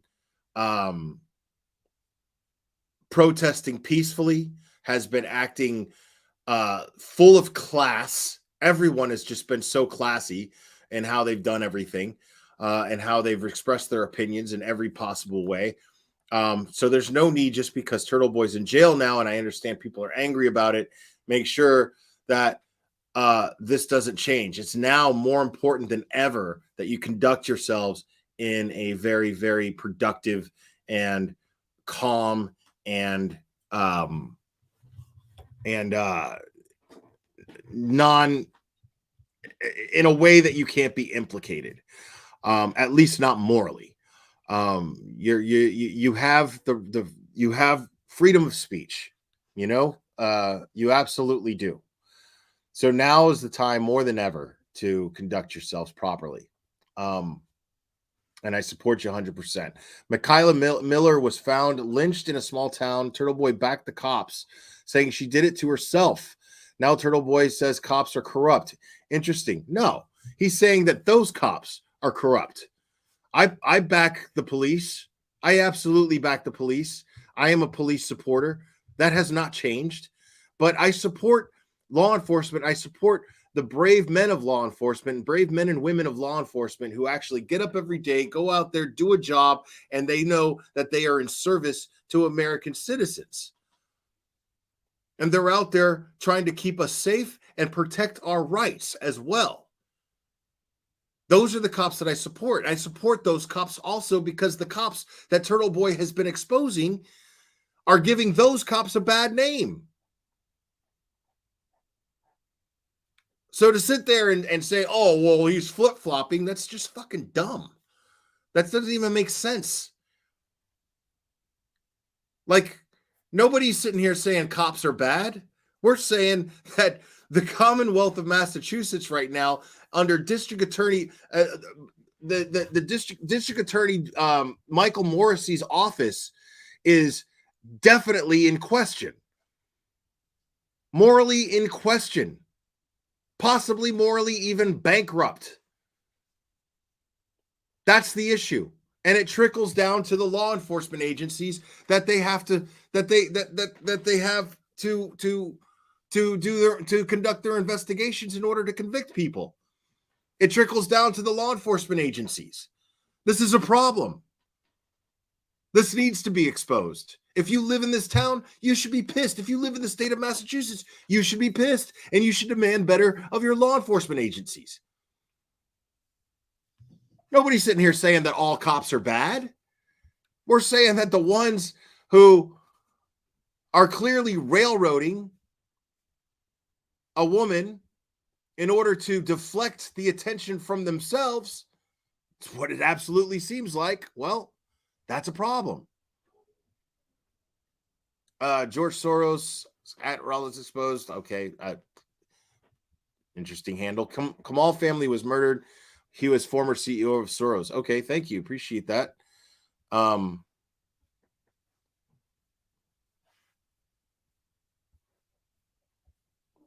And Lindsay G. I think we need a super chat. Oh my goodness. I think we got a super chat. Super chat. I think we got a super chat. Super chat. Super chat. Super chat.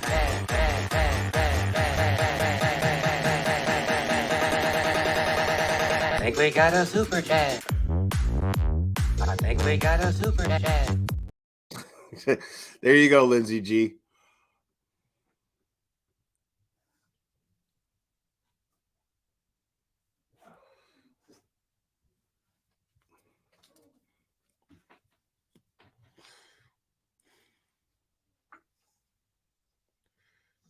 Right. See, that's the actual problem.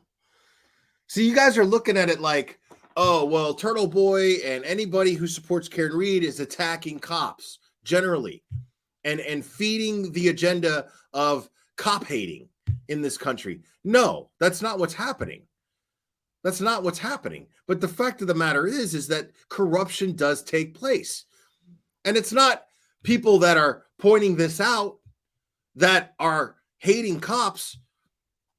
These are people that are trying to save the name of police officers. We need cops, unfortunately. We need cops. We are not capable. We are not evolved yet to be able to absolutely govern ourselves.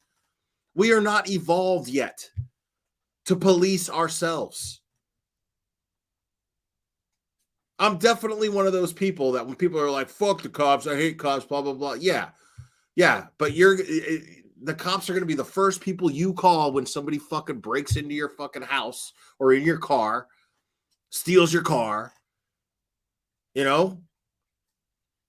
Like, that's the problem, is I don't want cops to have a bad name because of bad cops.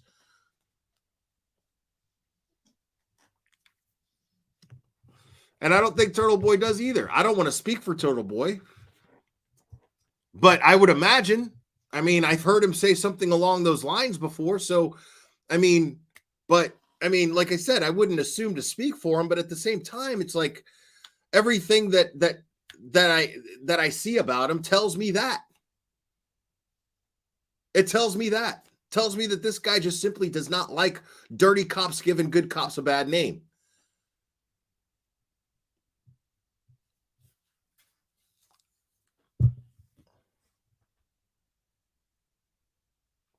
I mean, again, look, I've made this point before. 52% of Americans do not trust police, and this is exactly why. That's a good point. Now, I've made this point before. Like, the reason why that percentage is so high is due to Derek Chauvin and the George Floyd incident, right? The absolute murder of George Floyd. No doubt about that. George Floyd was fucking killed on camera because he had a cop's knee in his fucking neck. I don't care if shit what you people say about, oh, well, he had fentanyl in his system. He had this and that and this and that in his system. He wouldn't have fucking died right then and there if this dude wasn't sitting on his fucking neck with his knee there for 8 minutes. I don't give a shit what you say. That's fucking asinine to sit there and act like that didn't happen. And it was right there. And the guy was sitting there staring at the camera the whole fucking time. And it pissed me off watching it. I covered it when it happened. But blaming Turtle Boy for exposing these cops, blaming him and throwing him in jail, to me is like throwing the person who was holding the camera that Derek Chauvin was fucking smirking in practically while he had his knee on George Floyd's neck. You might as well throw that person who had their cell phone running on Derek Chauvin doing that in jail too. It's the same fucking thing.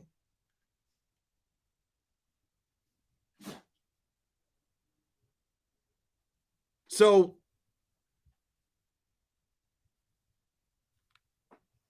just because someone exposes shitty behavior of police, it doesn't mean that they're anti-police.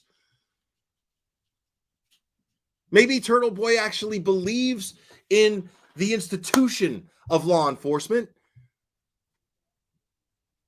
and is doing everything that he can to fucking to maintain its good name. Because there's shitty cops out there abusing their power, and they're railroading a woman who has rights. Guilty or innocent, she has rights, and her rights have been violated. Her rights have absolutely been violated because they conducted a shitty, fucked up investigation. They did not act in the interest of justice. They acted in the interest of self-preservation. And that is a violation of an American citizen's rights.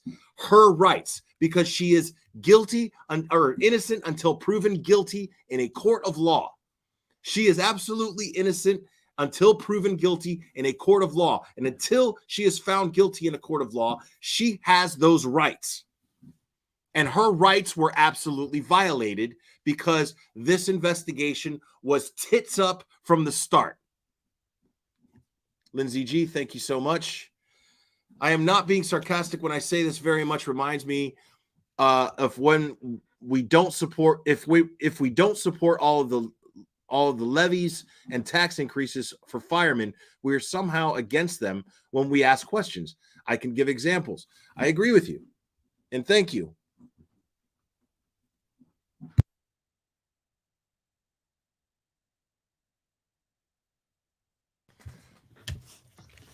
I know. I love you too, buddy.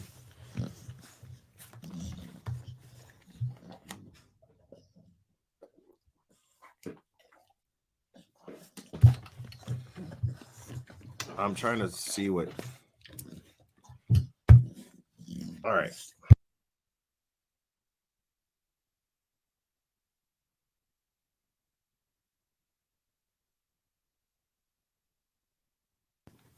Okay. Just gave him a toy, so hopefully that keeps him occupied for a little bit.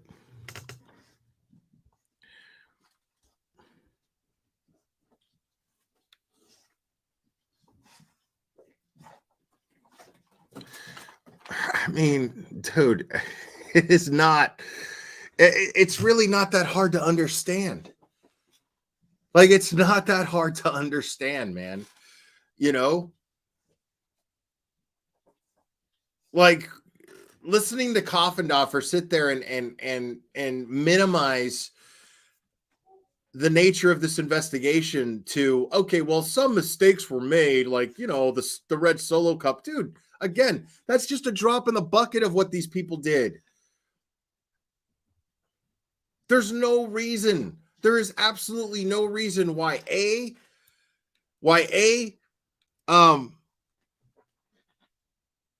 Michael Proctor should be investigating, should be the lead investigator in this case when he, or at least one of the lead investigators in this case, when he has a personal relationship with one of the witnesses, two of the witnesses, him and his wife. There's absolutely no reason why that should be the case.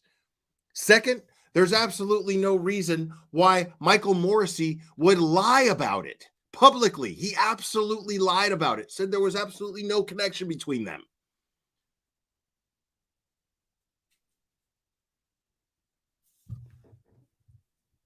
Scott McGinnis says the police state is going to fail in their prosecution of Karen Reed.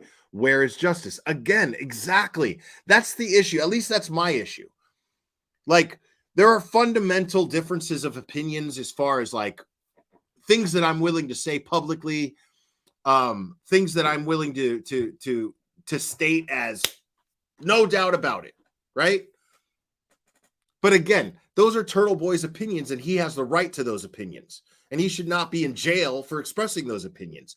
But the fact of the matter is me, I'm just like, okay, guilty or innocent. That's where I'm at. Whether Karen Read is guilty or innocent, her case should be thrown out. Her case should absolutely be thrown out because her rights were violated. You don't get to just throw someone in jail and hold a trial based on an investigation that was completely and totally unethical. So many aspects of that investigation were done unethically. That is a violation of her rights, and she has those rights until she is proven guilty in a court of law. And even still, she has rights. Yet nobody's demanding. Nobody is everybody just wants to crucify this woman. Everybody just wants to go, oh, well, she did it. Throw her in jail. She said, I hate you in a text. So what? You know how many times? How many times a woman's told me she fucking hated me, dude? Like, I say this every time that comes up, but it's the truth. I mean, dude, like, it's the nature of my dynamic with women. They all eventually hate me. They all eventually hate me. I mean, it doesn't make any of them murderers. I'm still here. By the grace of God, I am still walking the earth. Even though I can't even count I don't have enough fingers and toes to count how many times a woman has told me that she hated me. I mean, yet I'm not a murder victim yet. Knock on wood.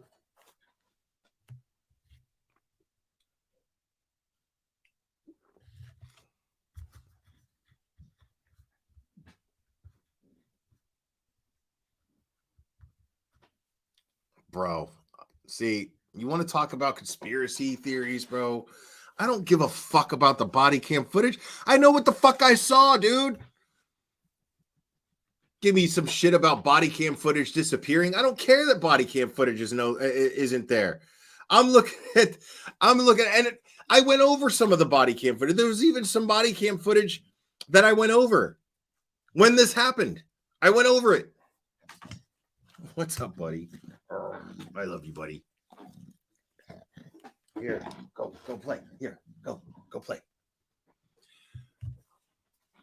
Fuck the doc. I don't give a shit about that documentary. I know what I saw. I saw raw footage filmed by a citizen with their cell phone. Dude's knee was in dude's fucking neck, and then the dude died.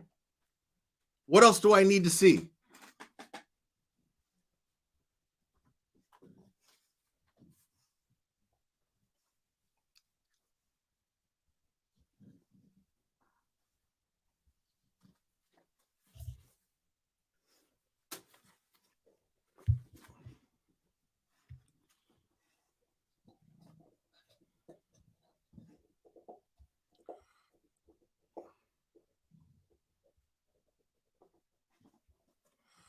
Right. Yeah. Make no mistake. The majority of the state's case will surround drinking and over lally splain drama between Reed and O'Keefe, a trick of hand shell game to confuse the jury.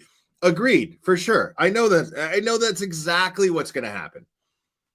And I love that they always say that shit. Well, she was so drunk. Dude. Yeah. So were all of the people in the house. So was everybody in that situation. John was drunk. Brian Albert was drunk. Jen McCabe was drunk. I mean, everybody was fucking drunk. What are you talking about?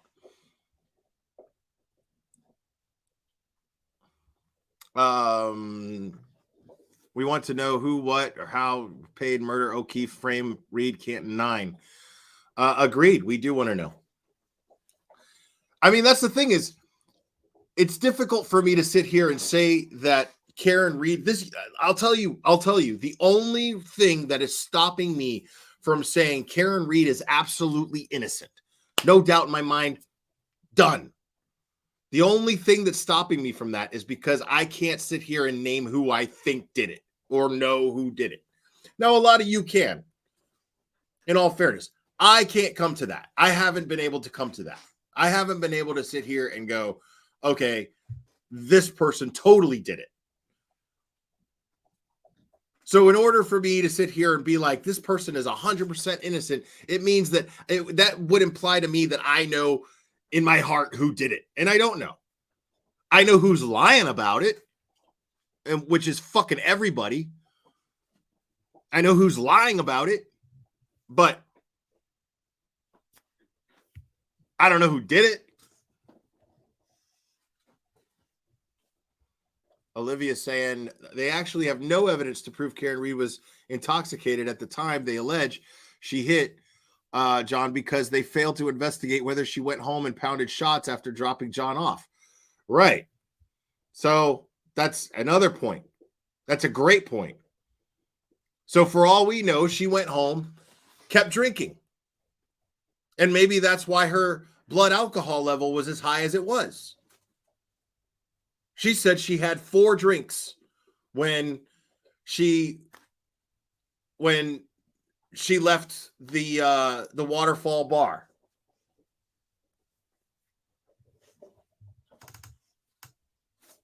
Right. And not only did she successfully drive there, but she also went around looking for him. The only thing that she hit was John's car. She hit John's car pulling out of his house, which we saw video footage of. But there's no indication that she was too, she didn't drive. Actually, sorry about that.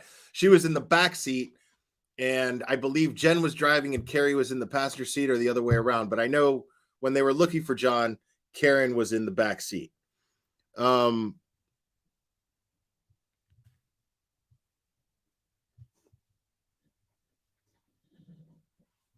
Right. And she ordered a round of drinks for the group. That makes perfect sense too.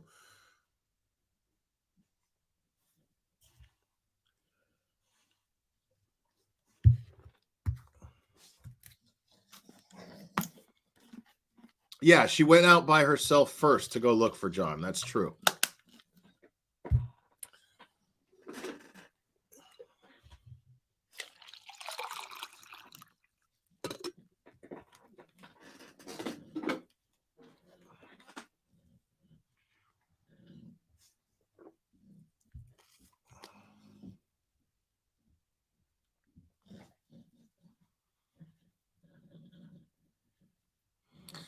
So where do I find this Kate video?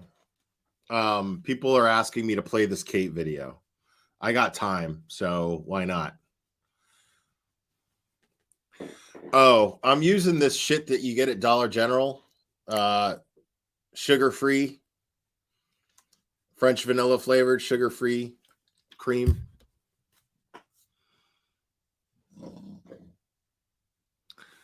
So Troll Mafia. It's on YCT.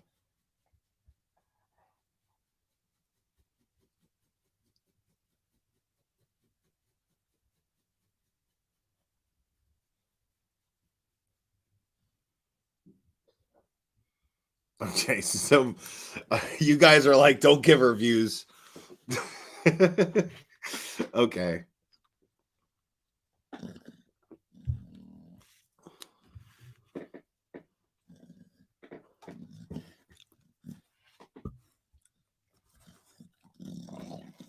What's up, buddy? Huh? What's up? I know. We're going to go chill out soon. It's been a long day. I know, buddy.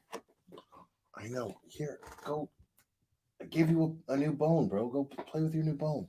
Please?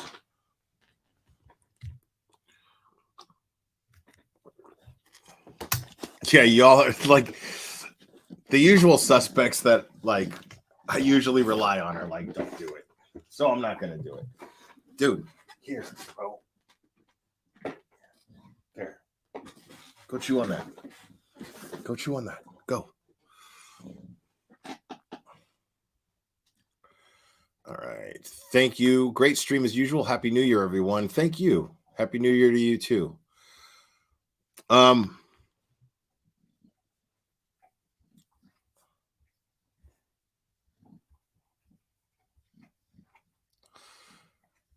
Yeah, so we are eventually going to go because that spreadsheet is still kind of Chinese to me.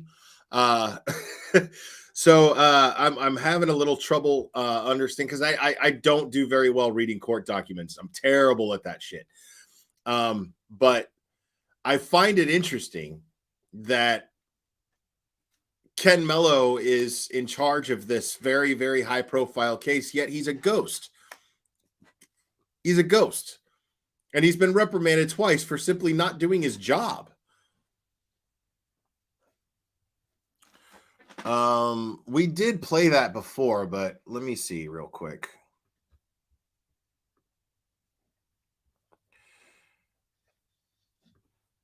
Y'all are like more clever, less crusty. Yeah, we don't need to go over crusty.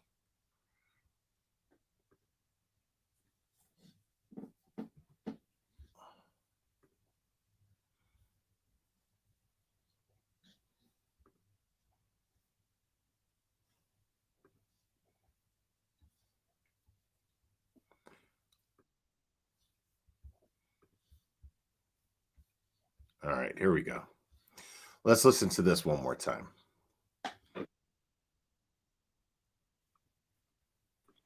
Yes, Sergeant, is that what you have? Yeah, this non-recording Sergeant, so basically speaking.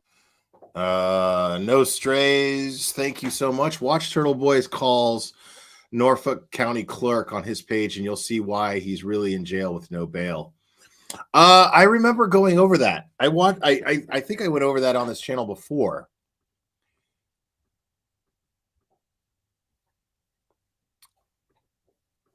Speaking. Yes, Sergeant, is that what you have? Who would you like to speak with, sir?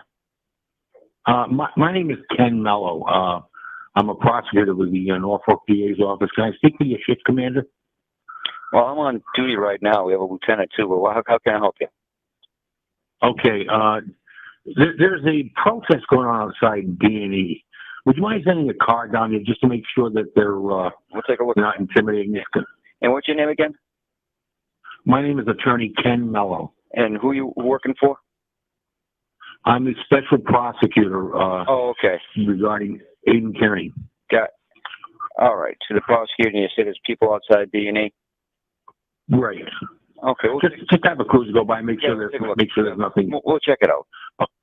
Thank you very much. Take care. Bye-bye. You too. Bye-bye. Roger. Hey, Mike. Clubbers. I got a call from Kenneth Mello, the special prosecutor. I guess. 686 has that. Let me know. Anyways, there's some protesters out in front of D&E, so Zeph is going to take a drive-by. Yeah, they can protest. I know, we're just going to take a drive-by. Just get the attorney, of course. We just be sure we stop by, take a look. Yeah. So, all right. I'll catch you. Bye-bye. Yeah, I find that interesting because this gets real interesting in just a second. So here it comes off all innocent at first. Oh, well, let's just do a drive-by. Just can you just drive by there, make sure they're not intimidating anybody, But his real agenda shows right here. He says, at first, can you just do a drive-by just to make sure, just to make sure? Makes it seem real innocent, right?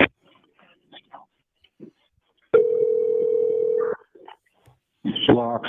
Hi, Mr. Mello. It's Sergeant Silvesi. I just spoke to you. Oh, 1 second. Yes, sir. 1 second, sir. Roger. An officer swing by. I said there's 4 people across the street holding signs. They weren't right in front. They were across the street. They're not keeping traffic, but so it seems kind of mellow. It's a small group now. All right. Okay. Very good. If they could just swing by there once in a while, we'll keep on making passes.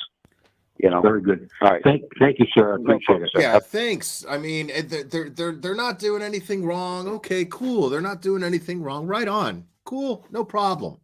And then have a good day. Bye-bye. You too. Bye-bye. Canton Police Officer Nick's recorded line. Hi, Officer Nick. This is Attorney Ken Mello. I believe I just spoke with your sergeant there. Is he still available? He's not. He just stepped out. Actually, he's walking back in the room, sir. Hold on. Okay, let me put you on hold, and I'll have him pick up, okay? Thanks very much. You're welcome, sir. How can I help you? Hi, Sergeant Ken Mello again. No problem. Do me a favor. Take a look at Chapter 268, Section 13A. 268. 13A. There you go. There it is. I'll go ahead and get a book. Oh, 1 second. There it is. You give me a call back if you want, okay? Okay, yes, sir, Mr. Mello. All right. Okay. All right, thank you.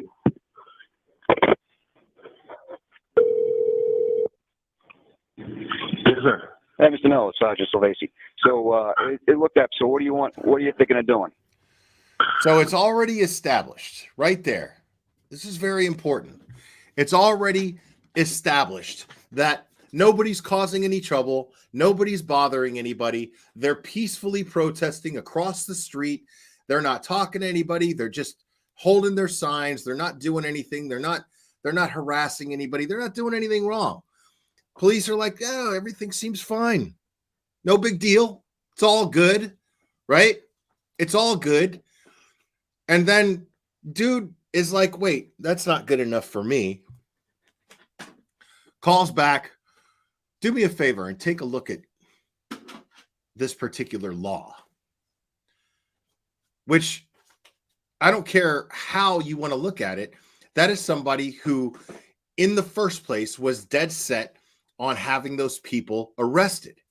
He wanted charges on them. See, this guy is basically, to me, he's the buffoon. He's the idiot that the Commonwealth has hired to be a fall guy. And when I say fall guy, what I mean is a guy who is going to be publicly the bad guy to when it comes when this is obviously what it is, when it's shown to be obviously what this is publicly. He's the one that's going to catch all the flack for violating people's rights. He's the one that's going to catch all the flack because they're going to go, well, I mean, he's a special prosecutor. We didn't have anybody else. We just had this idiot to do everything. We didn't know he was going to do what he was going to do. We didn't know. I mean, it turns out that he had these reprimands for being a lazy lawyer and not representing his clients properly, not doing anything up to par by what the bar sets its standards for its attorneys to behave as. So he gets to say that. Like Michael Morrissey gets to basically go, hey, this guy, I don't know. I mean, you know, that's not my problem. He's the bad guy. He's the one who's incompetent. We didn't have anybody else. Nobody else would do it. So we got this guy.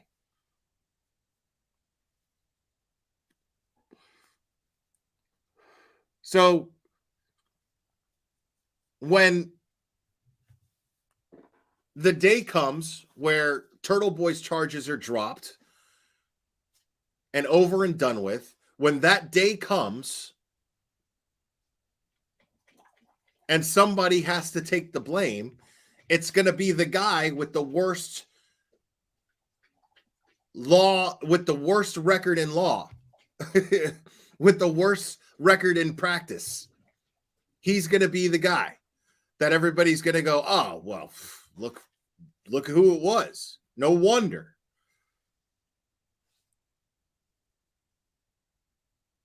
I mean,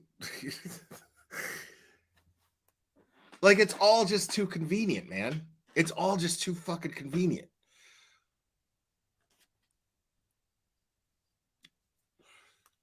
I mean, I'm not a lawyer, Tracy W. I'm assuming that he can sue. Who thinks Coffindoffer should be charged with conspiracy for her conspiring and aiding in the cover-up of the murder of a Boston cop? I mean, if she's guilty of that, absolutely. Right now, where I'm at with Coffindoffer, I just think that she's an idiot who likes the camera. That's where I'm at with Coffindoffer. Clever, come on, buddy. It's not time to play right now, baby boy. I know, I love you very much, but it's not time to play right now.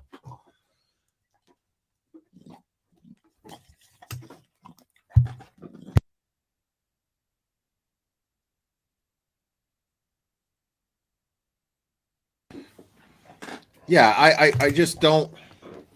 Clever, come on, dude. Yeah, I just see her as an idiot who likes the attention that she gets on Court TV and on News Nation. That's what I think. I don't think that I mean, I'm not saying she's not part of this conspiracy to cover up a murder and of a Boston police officer.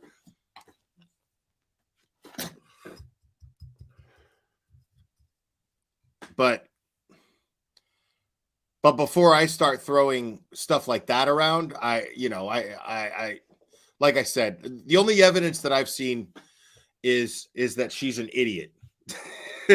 That's all I've seen.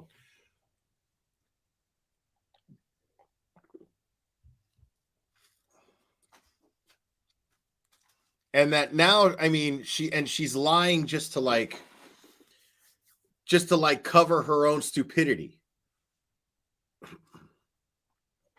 Yeah, I love that. I love that she blocks people. Like, she blocked me and then tagged me in a post. Like, somebody had to send me a screenshot of it because I couldn't see it because she had me blocked. And I'm just like, kind of a coward does that? Kind of a coward does that, dude.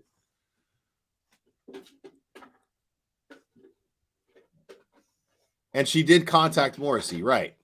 Which is also very shady. Why would you do that? That's about one of the stupidest things that you could do. Again, like, it looks shady, but I'm still gonna like chalk that up to her just being a moron. So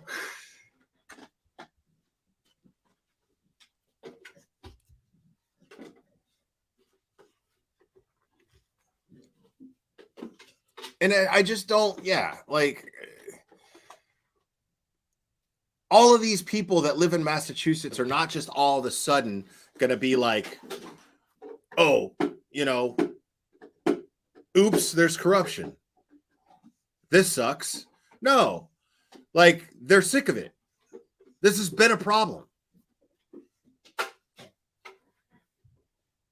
Bob Brown, thank you, buddy. Will, no one has Mello nailed to the wall like you. Your stops and comments on his call are so precise. I wish you could cross-examine Mello in court. That would be fucking hoot. Don't need super chat video, bro. No problem, buddy. I'm holding off on those.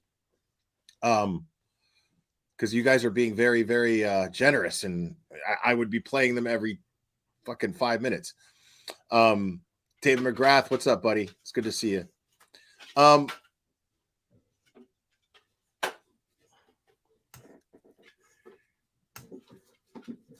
Yeah, sorry, Brian.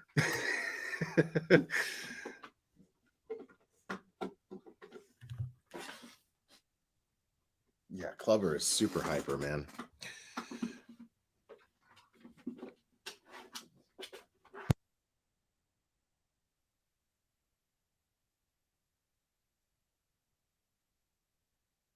Oh, yeah. I mean, with everything that's going on, yeah, I just don't see how this couldn't be an absolutely marketable documentary. There's too much shit that's out in the open that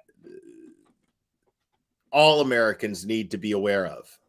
I mean, I really hope that there's a very reputable documentary filmmaker following this case and is going to do something and expose this, because people who follow the true crime genre need to see this case, most definitely.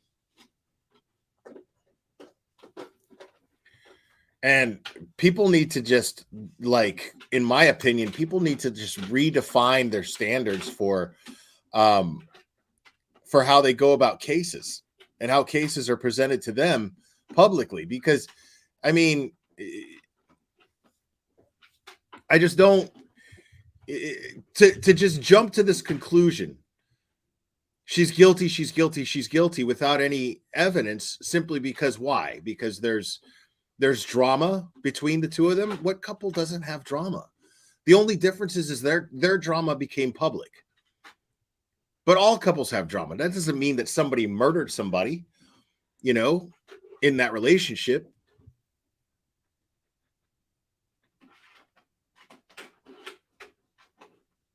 Well, no, see, the system was actually built for the people.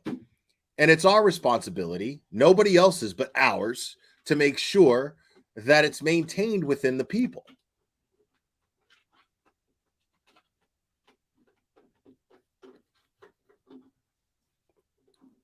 Oh, yeah, I'd need a fat suit. I need a fat suit to do Mello properly.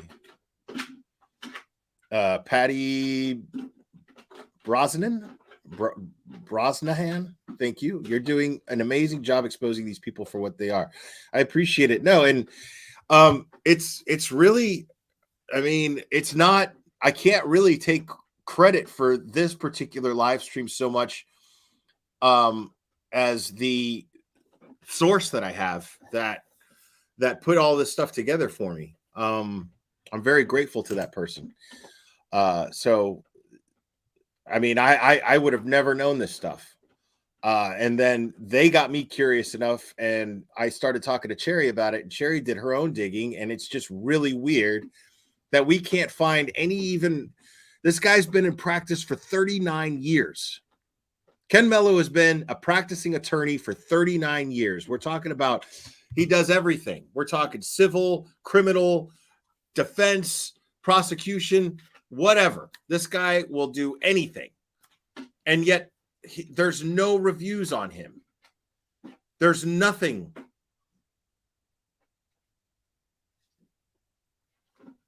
It's bizarre.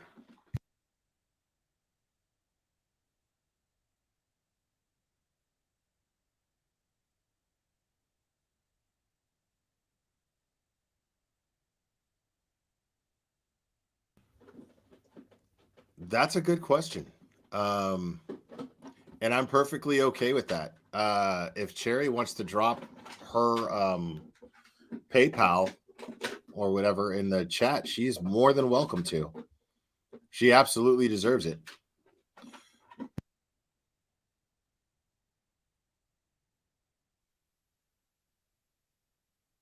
Yeah, that's what I'm thinking. I'm thinking that this guy is handpicked by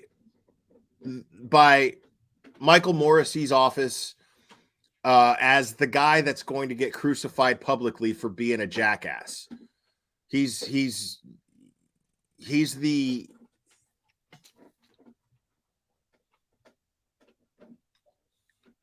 yeah, I think he's totally just the dude that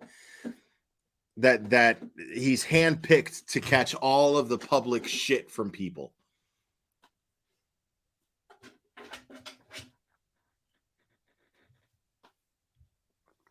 Yeah, no, it was not a secure crime scene. Like no murder investigation is conducted in that way. I've covered so many cases, and I've never seen a murder investigation conducted like this, much less that of a police officer. I mean, I've never seen that. It's crazy to me.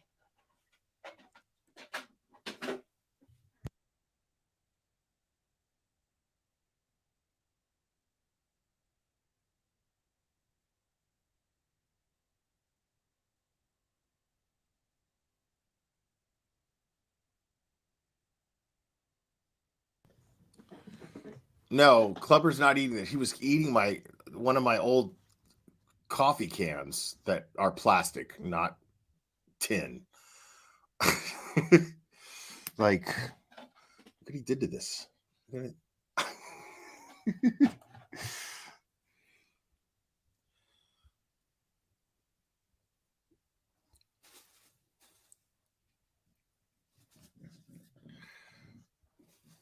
Right. Mello is absolutely the village idiot. This guy is I've never heard of a more incompetent attorney than him.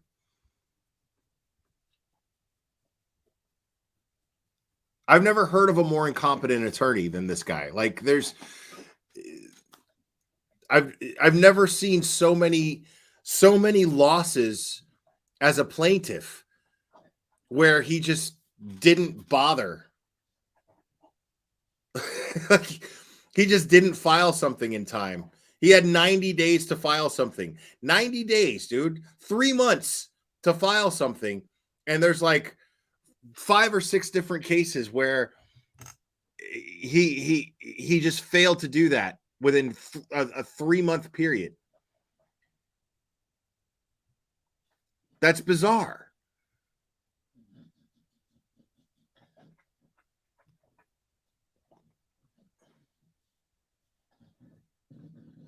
Because no one was answering 912.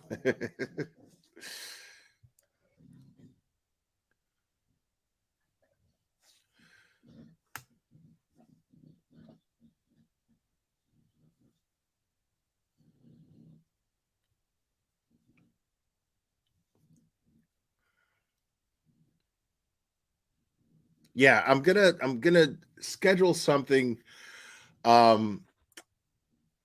with Sleuthy and with Olivia, and we're going to discuss all of that stuff as far as like I want to talk about the Ford Edge. I want to talk about all that stuff.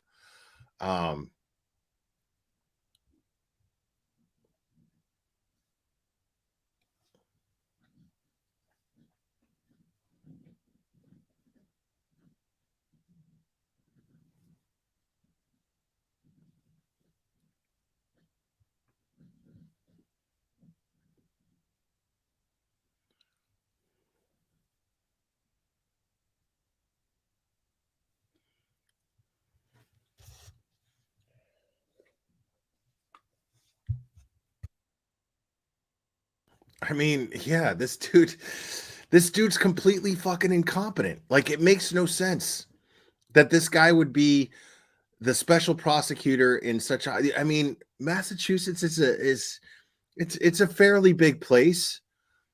You know what I mean? Like, they couldn't find an attorney like worth a shit. They couldn't find an attorney worth a shit to handle this case. You know why they couldn't? Because no attorney worth a shit would take this case on.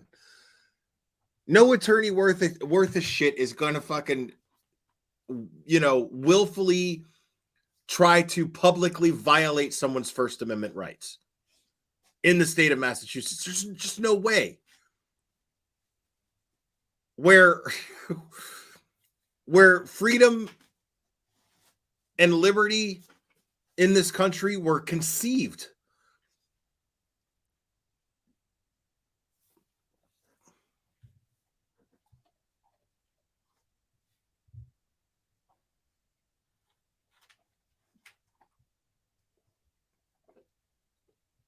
Yeah, it just simply doesn't add up, man. It's yeah, this is ridiculous. And this is just insulting to the people of Massachusetts. This is insulting to the American people that this is happening. Why do you think Turtle Boy's getting so much press? Why do you think Turtle Boy's charges and the case against him is getting so much press? It's because the press realizes that this is their own livelihoods that are in question right now. Every major media source that's covering this case sees their own jobs on the line. Their ability to effectively do their jobs in the state of Massachusetts is on the line. And Turtle Boy's in jail for it.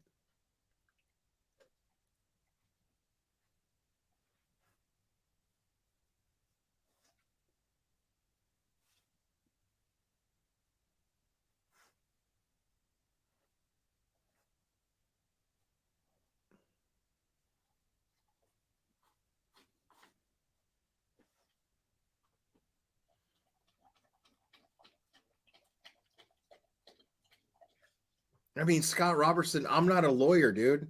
I'm just pointing out the shit that I see is that's blatantly wrong. But I just don't see, I mean, I don't see how he's going to be found guilty. Not by a jury. Not by a jury of 12. I just don't see it.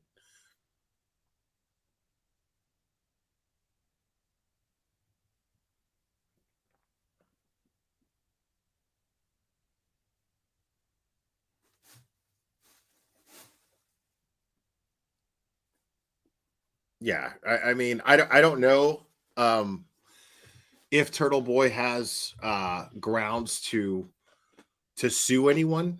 I'm not saying he doesn't. I'm saying I don't know. I'm saying I have no idea. But I'm sure if he does, you know,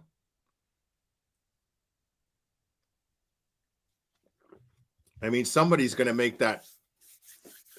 present him with that option at some point. I guarantee it. I mean, what's really funny is there's people are also missing one particular aspect of all this.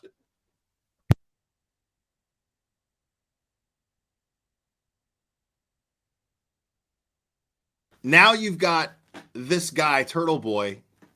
You've got him in jail right now with nothing to do but think.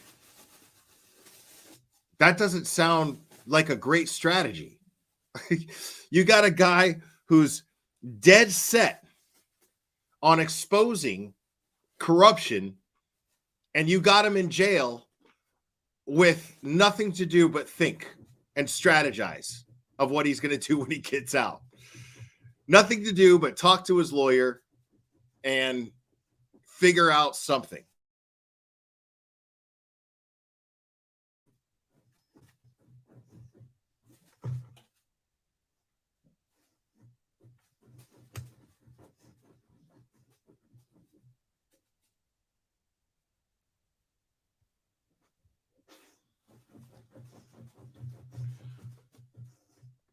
I don't even know what Clever's doing down there. What are you doing, bro?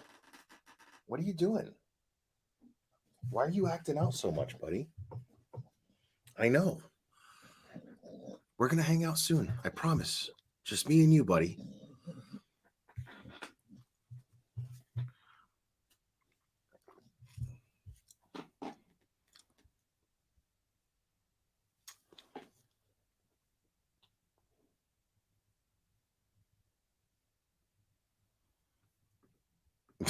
Exactly, Super Proctor. Last one to hit the like button has to wash Mello's taint. Last one to hit the thumbs up has to sleep in Mello's yellow.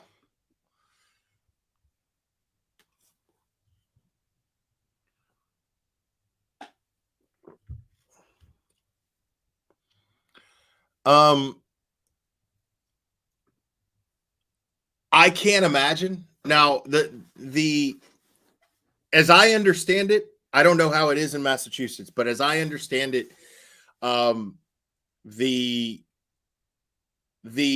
defendant has a right. I'm pretty sure it's pretty universal.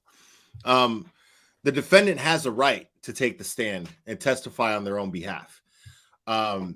Usually their defense will recommend against that. But I mean, in every trial that I've ever covered, usually they think it's a bad idea. The defense usually does. But what's funny is this case, I have a feeling that they're actually going to want Karen Reed to take the stand. I think that her defense team is going to want her to.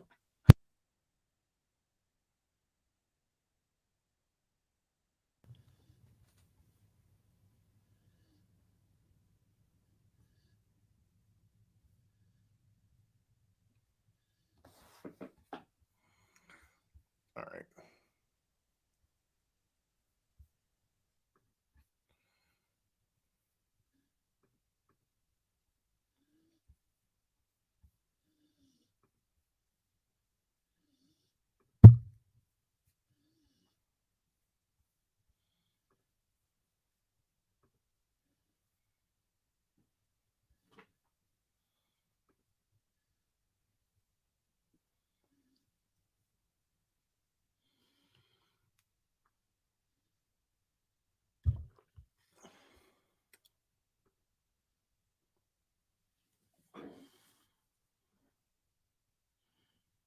Okay, so somebody sent me this post that's in the official Karen Reed, John O'Keefe Facebook group. Hey, y'all. Friday court argument should be interesting and explosive. I broke down today's filing. See document number 2 attached to this post that was posted in the group today for you all. Putting it simply, Karen is opposing the state's request to put a protective order on the 2 samples of DNA of investigators, which one could assume are Proctor and Bukkake.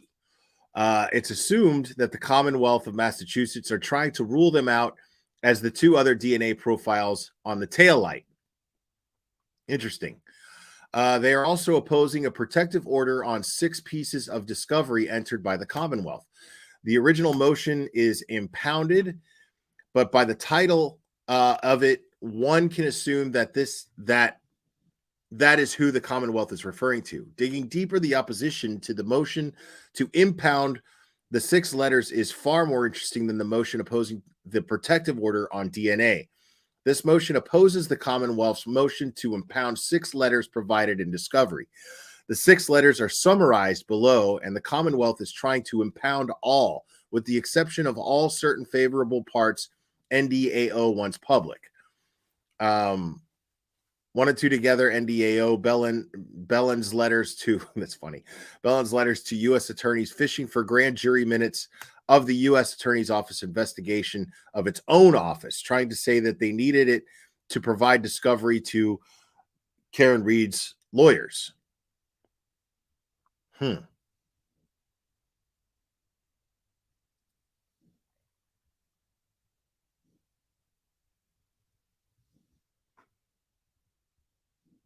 right.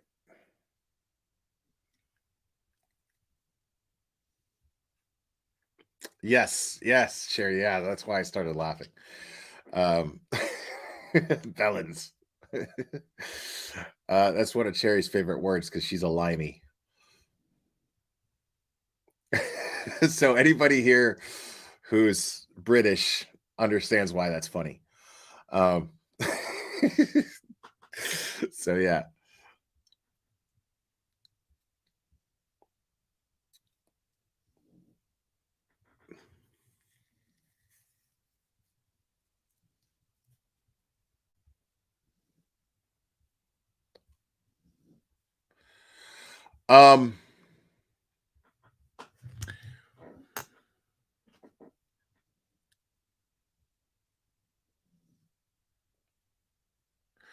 Yeah, so Karen's attorneys are opposing the state's request to put a protective order on the 2 samples of DNA of investigators, which one could assume are Proctor and Buinik. Now, okay, that makes perfect sense as to why they would do that. I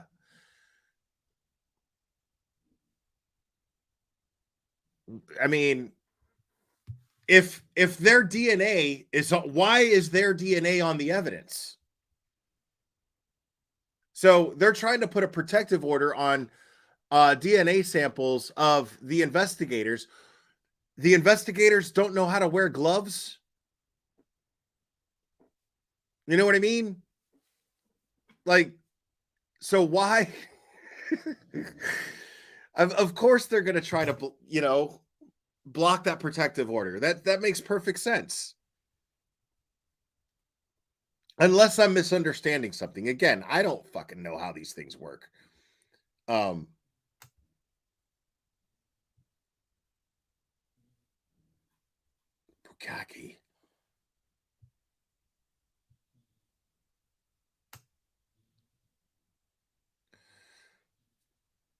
Right. And yeah, there's in the picture of John O'Keefe at the waterfall, he's wearing a belt, but he wasn't wearing a belt when he was hit or when he was found. Where's his belt?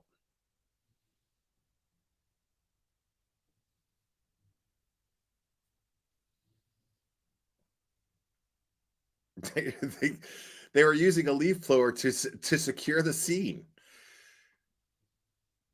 I mean, you could go all day talking about how much is wrong with this investigation. It's insane to me that this is even going. It's insane to me that this is even going to trial. Again, the only reason that I think that this is going to trial is because if it doesn't go to trial, the Commonwealth is forced. They're forced to investigate elsewhere. And the first place you're going to have to investigate is the first people you're going to have to investigate are the people in that house. They don't want to do that. They don't want to investigate the people in that home at 34 Fairview. They just don't. That's what makes them look suspicious. That's what makes the people in the house look suspicious. Because it's full of cops, families of cops, and then you've got the Commonwealth that's like, nope.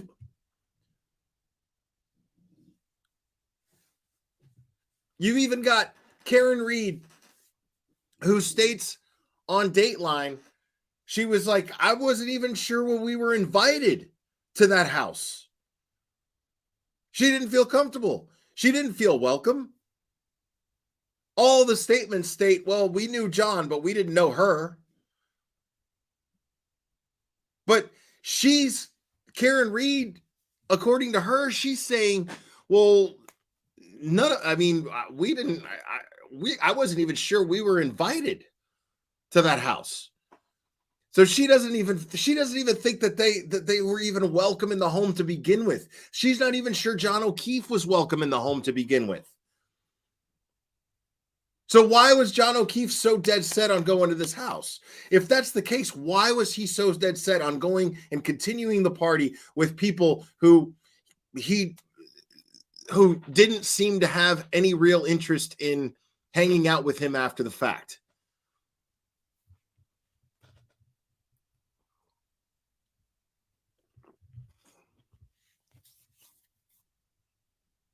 Just because he was drunk? Really? Just because he was drunk. He's drunk, and so John O'Keefe, that's your story there, GM. So John O'Keefe is drunk, and because he's drunk, he wants to go where he's not welcome. And his girlfriend is even telling him, hey, I'm not even sure we're welcome over there. And that's your I mean, come on. You're going to have to do better than that.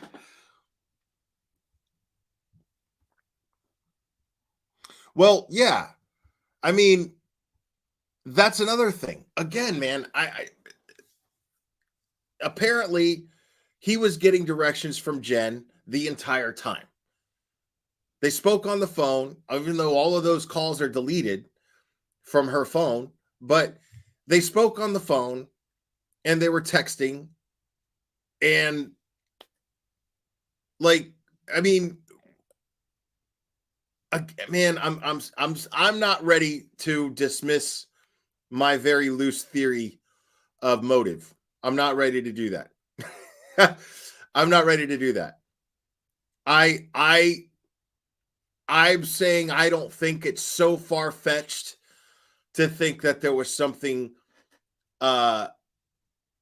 borderline romantic going on, at least between Jen and John. I'm not saying that's the case. I'm saying I don't think it's far-fetched to see that as a possibility.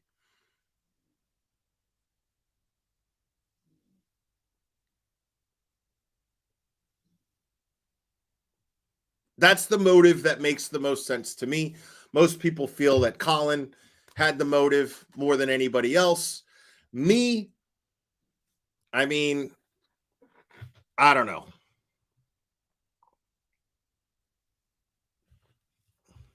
Yeah, I don't care about rumors though, Lisa B. And again, I'm not trying to perpetuate a rumor here, because I'm not saying that that's the case. I have nothing but speculation based on the fact that Jen and John were friends and their kids had play dates together. That's all I know. That's all I know. So, I mean, if I'm speculating as to motive, I could see that being a possibility, but I'm not hanging my hat on it. You know what I mean?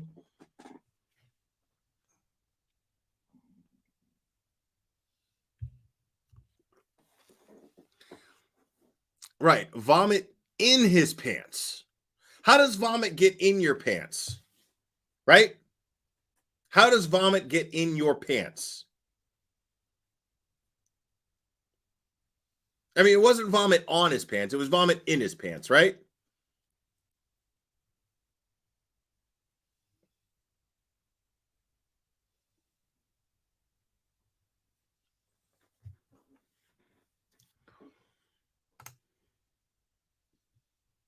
On his boxers.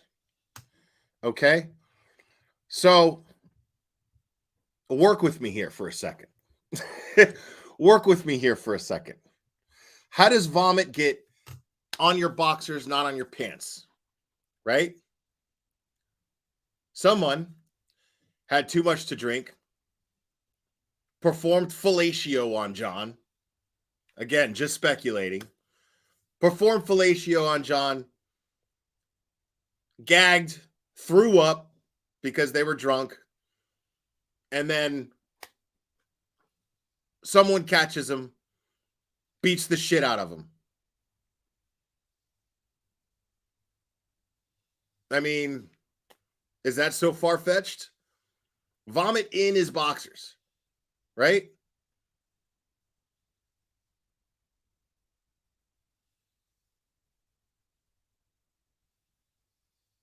Right. So, not on his pants, in his pants. I mean, again, Rob Geary, I'm just, again, very loose speculation. We have no fucking idea what took place inside that house. I absolutely believe that John O'Keefe was inside that house. I believe that he was beaten to death. Well, beaten to the point of being incapacitated and left for dead in the lawn. That's what I believe. But, I mean, I don't know. I mean, how does vomit get in your pants, not on your pants, but in your pants? Unless your pants were off. Right? Or down.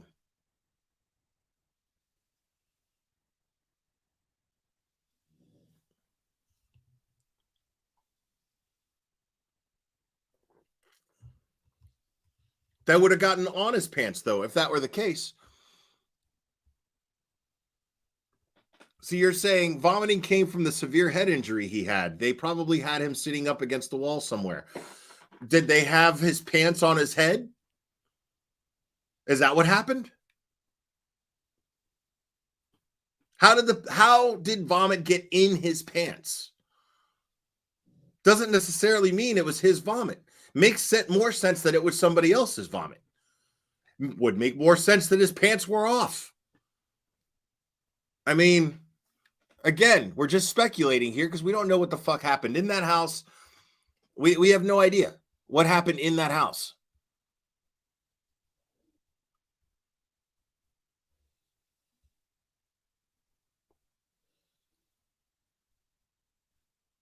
They changed his clothes.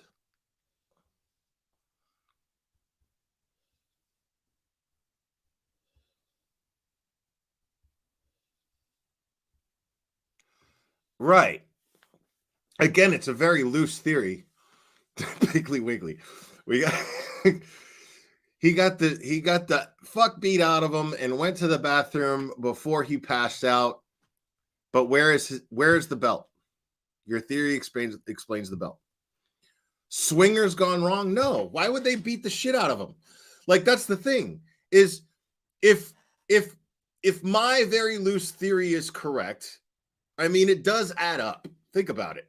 I mean, there's explanation behind my theory. Like, him and Jen had something going on, and they decided to fuck around. Somebody caught him, and somebody who would be pissed off about it caught him and beat the shit out of him.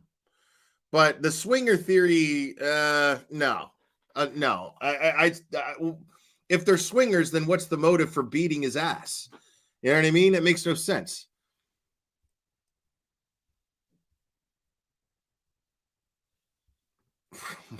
Right.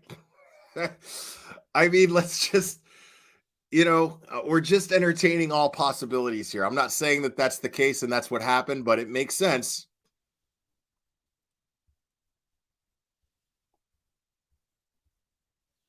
Yeah, not everyone is a cheating asshole, Cherry. You're right. I know. What I'm saying, though, is usually when somebody ends up dead, okay, it's sex, money.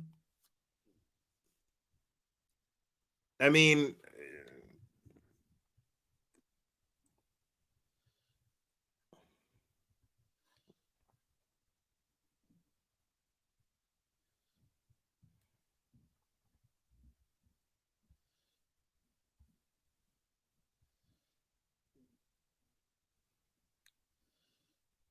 right. No, I get it that Colin had beef with him. I get that. But my silly theory is really no far-fetched than anyone else's. Not really. Not really.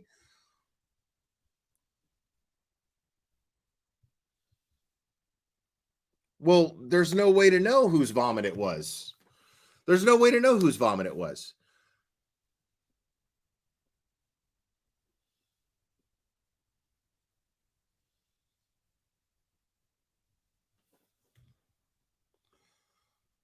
The clothes are important. Why would the prosecution refuse to turn over this critical evidence to defense for 2 years? Why would they refuse to so much as let the defense see the clothes? Right.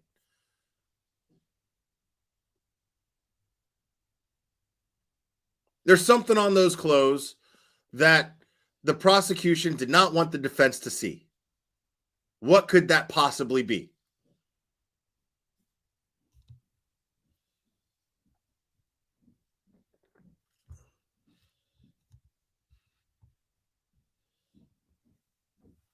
No, see, David Owen, sorry, you're wrong. You're wrong. You're saying he was attacked within seconds of entering that house. There isn't time for anything else. Apple Health data. You just contradicted your own statement right there. You're saying that there isn't, based on the Apple Health data, that he was attacked. No, the Apple Health data says that he had time to climb a flight of stairs, down a flight of stairs, walk around the house. The Apple Health data dictates that he was there and wandered all over the fucking house. That's not within seconds.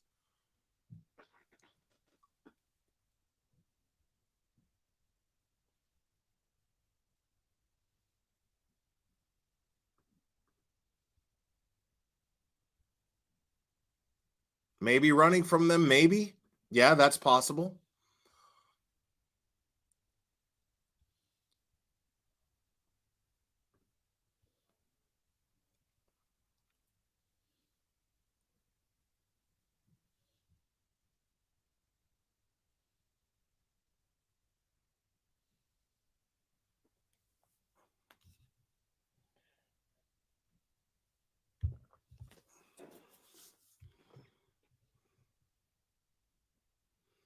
But is it so outside the box? See, when I first started talking about this case, I presented this theory, and I presented it to Turtle Boy when he was on here, and he pretty much shut it down. And and I'm going to respect that because he's done a lot more research into this case than I did, or even still to this day have done. I haven't even come close to what he's looked into in this case, but it makes sense to me. Like if I'm trying to figure out who did what, I'm trying to think of a motive, right? And the motive that makes the most sense to me is that, or at least at the time, what made the most sense to me.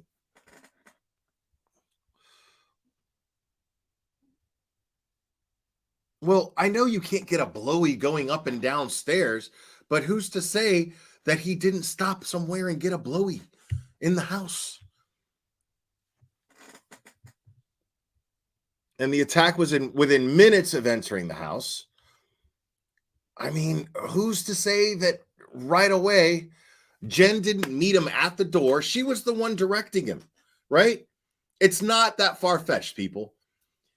If she was the one giving him the directions, to come into the house, you know, to get to the house. And she's like, she's the first person to meet him.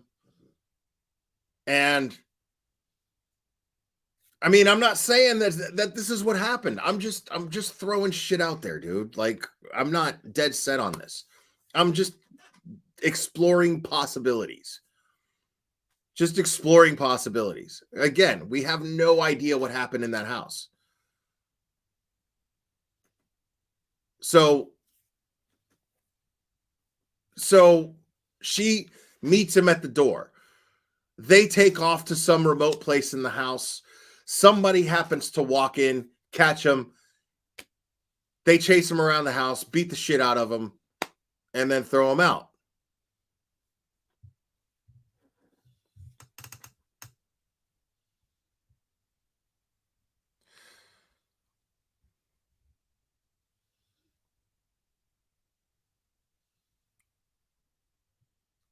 Right. I mean, a lot of people are like, no fucking way. Okay. I mean, dude, there's, all I'm saying is it's possible. That's all I'm saying. I'm not even saying it's likely.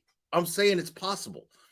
There's a realm of possibilities because we don't know what the fuck happened in that house. We have no idea what happened in that house.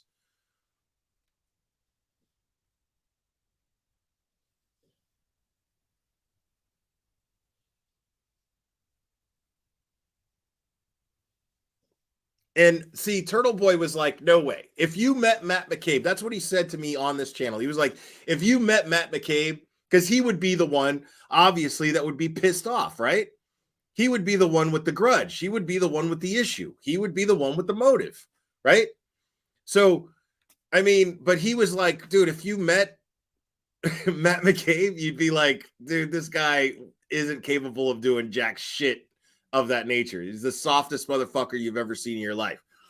And I'm going to take his word for it. You know what I mean? All I'm saying is this is why I thought so in the first place.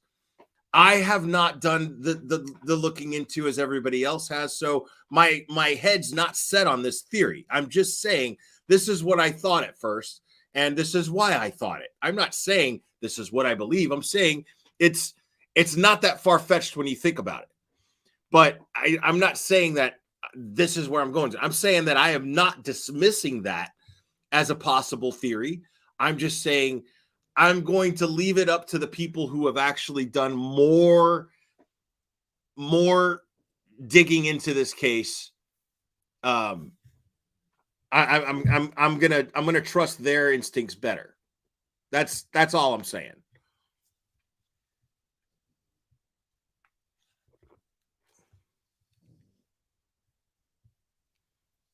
Yeah, but see, you don't know that either. You don't know that either. That's all I'm saying is you don't know that. There's no way to know what actually happened in that house.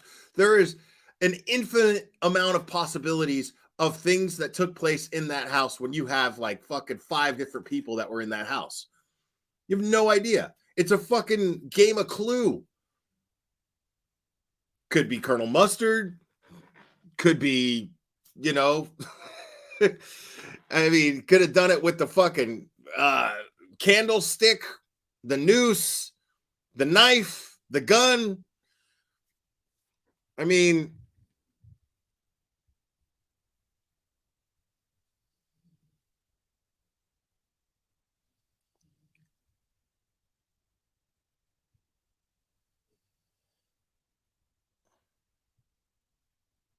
now I don't know if it's all going to come out. You're saying everything is going to come out. I'm worried that it won't. You know what I mean? I'm worried that it won't. But I have to have faith. I have to absolutely have faith because I know and I believe truly in my heart that the reason why they have not dropped the charges against Karen Reed is because they're going to have to focus on the people that were in that house, and they're trying to avoid that. Absolutely doing everything that they can to avoid that. So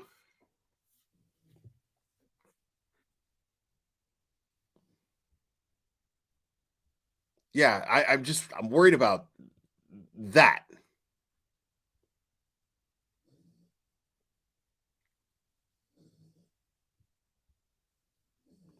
Right.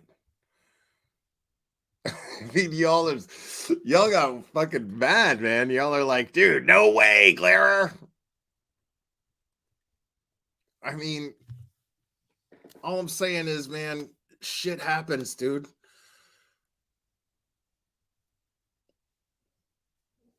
Like, people under the influence of alcohol, feelings get developed between people, especially if their kids are fucking hanging out together and shit. It just happens. And I'm not smearing John O'Keefe, man. I'm saying the man was human. I'm just saying it's a possibility. What, because someone died, that means that they were choir boys? No, dude. I'm not sitting here saying the dude was corrupt. I'm saying it's possible that the dude was attracted to the woman who he had play dates with her kids and his kids with. I'm just saying there was possibly an attraction between the two of them. I'm not saying there was. I'm saying it's naive to think that it's impossible that there was. That's all I'm saying.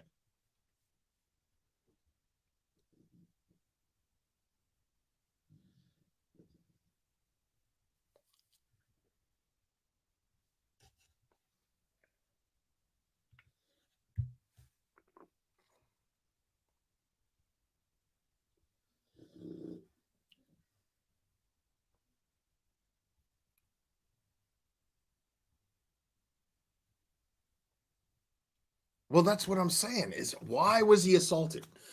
That's my point. Why was he assaulted? There has to be a motive.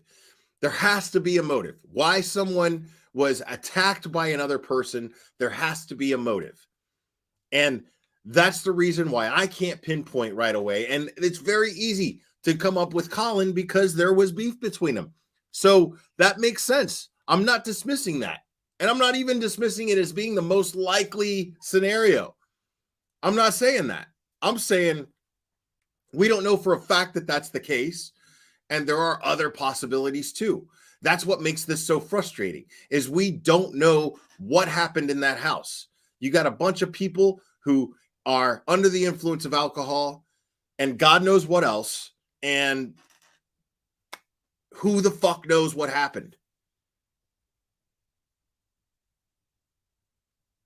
I mean, John O'Keefe could have fucking farted and it pissed somebody off. You know what I mean? Like, who knows? We have no idea what took place inside that house.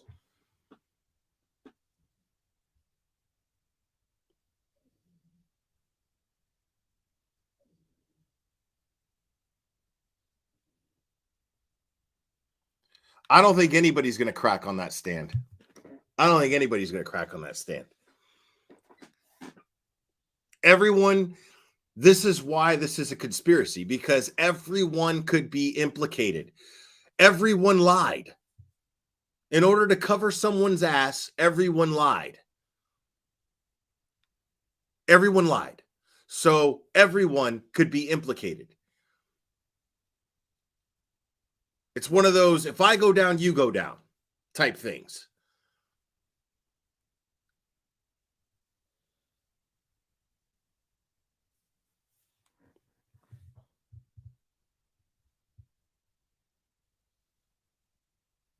See, that was my first initial thought.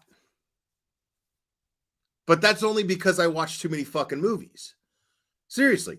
That was my first initial thought, was these are a bunch of corrupt cops, and they were afraid that he was going to rat on these guys being corrupt. And so it was just this group effort to kill him and cover it up. But that's, like I said, that's because I watched too many movies. I have nothing to back that up with. If you're looking at all of the facts, what makes the most sense is the Colin Albert angle. Absolutely. If you're looking at all the facts, I'm just saying there's just no way to prove that.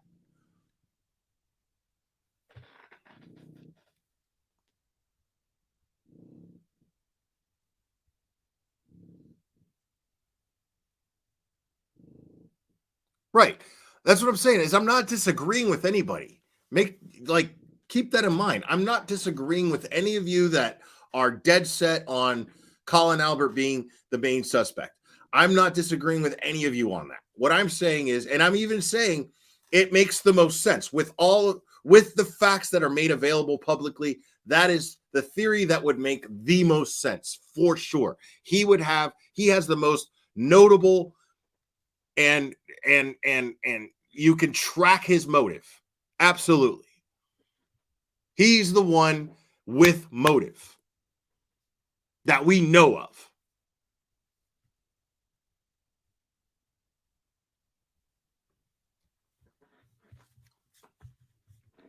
Imagine being authorities investigating the murder of a cop and opting to restrict your investigative scope by relying on phone to prove he didn't go inside.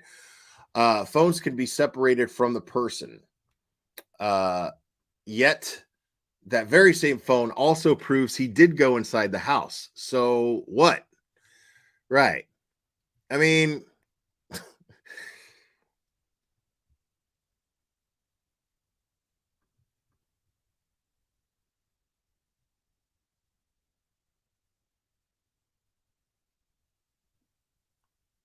and there's just so much to indicate cover up.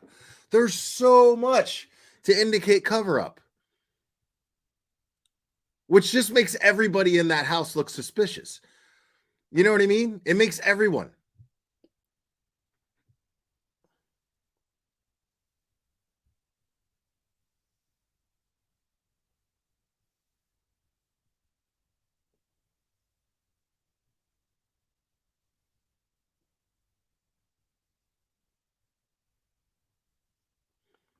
Right. And it makes the most sense that he would be the person that all of them would conspire to protect. Right? He's the youngest one. He's the baby. He's family. It makes the most sense that if everyone's going to conspire to protect someone, it would make sense that he would be the one that they would conspire to protect. So that makes perfect sense too. Again, I'm not saying that you guys are wrong in suspecting Colin. I'm not saying that at all. I'm saying it's not proven. We don't know. You know?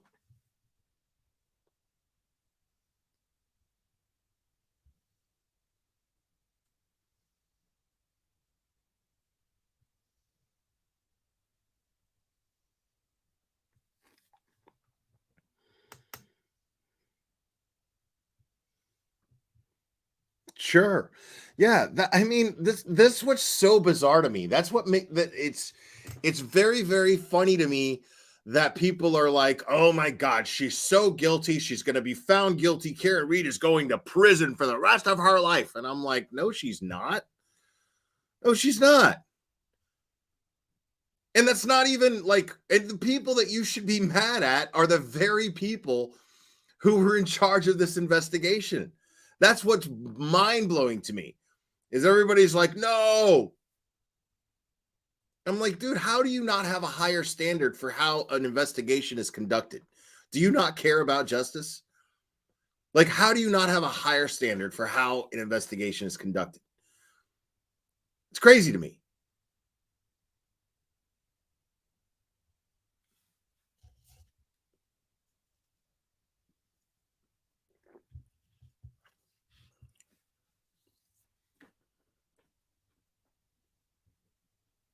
And that's the thing is, I mean, when Karen Reed walks out of that courtroom a free woman, when that day comes, it will absolutely 150% be Michael Morrissey's fault. It will absolutely, and it'll be 75% his fault and 25% Proctor, Sully, Proctor, Tully, and Bukaki. It'll absolutely be those three that are only 25% at fault. But it's absolutely their fault. If Karen Reed actually is guilty, it's their fault.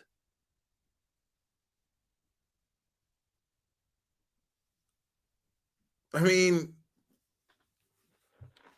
and everybody just wants to be mad at her.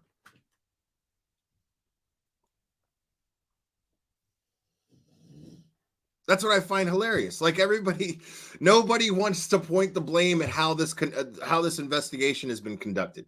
Nobody ever wants to look at that as being an issue. And it's like, that's the biggest issue. That's the absolute biggest issue. The question is whether or not it was done maliciously in order to cover up someone else who's responsible. The question is whether it was just lazy negligence or whether it was malicious intent. But, I mean, how are you not supposed to think that experienced police officers, you look at Microdot's videos, right? And look at the way they handle these other investigations. Totally on the up and up. Yet for some reason, this one, they didn't even bother to knock on the door to see if everyone else was okay in the house. Nobody did this. And it just so happens that it's a police officer's home. So why would you not think that it's a fucking deliberate cover-up? Why would I not use my common sense and jump to that conclusion? That it's a deliberate cover-up.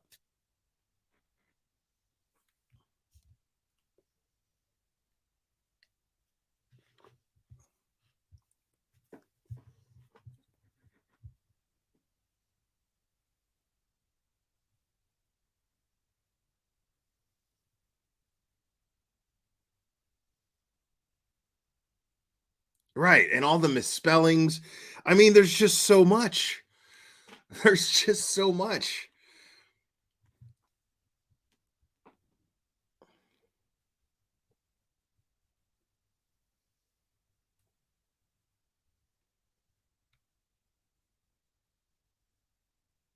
Right.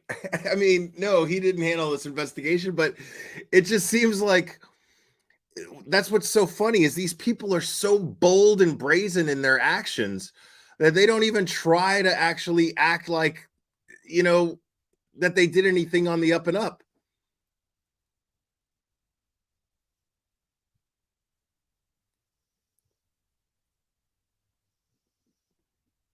Like they're so brazen about what they're doing that they wouldn't even, the idea that anybody would even question their methods doesn't even enter their mind. That's how bold they are. That's how full of themselves they are. That's how confident they are. They think that nobody's going to question their methods.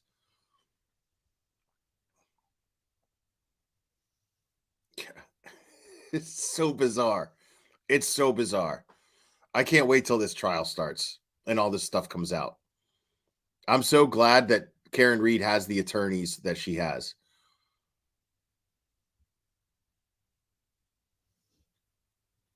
But I am going to wrap this up, guys. I appreciate all you guys, man. I enjoyed hanging out with you guys.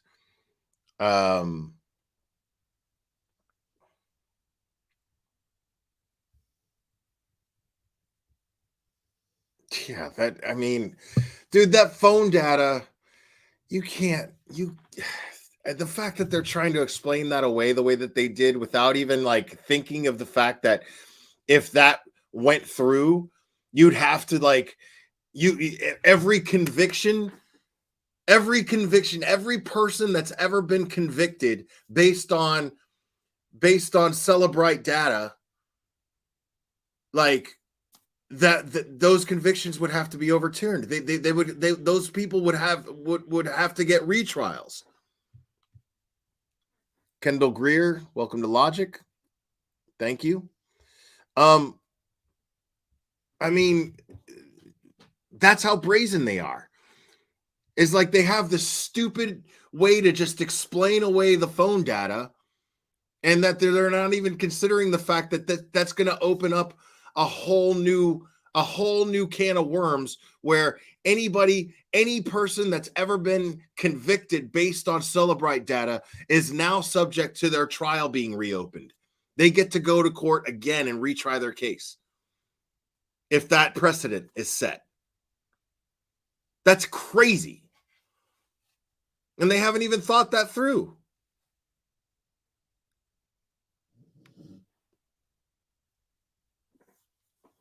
But anyways, guys, yeah, I'm gonna. Oh, now Clubber's like, Clubber's passed the fuck out. But yeah, thank you guys. I appreciate you guys. I love hanging out with you guys, and I'm grateful to all you guys. And Turtle Boy, if you're still listening, hang in there, buddy. We hope to talk to you real soon. And I'm sorry that you're going through what you're going through. It is bullshit, and we all know it. But anyways, guys, you guys are fantastic. I love you very much, and we will do this again very soon, my friends.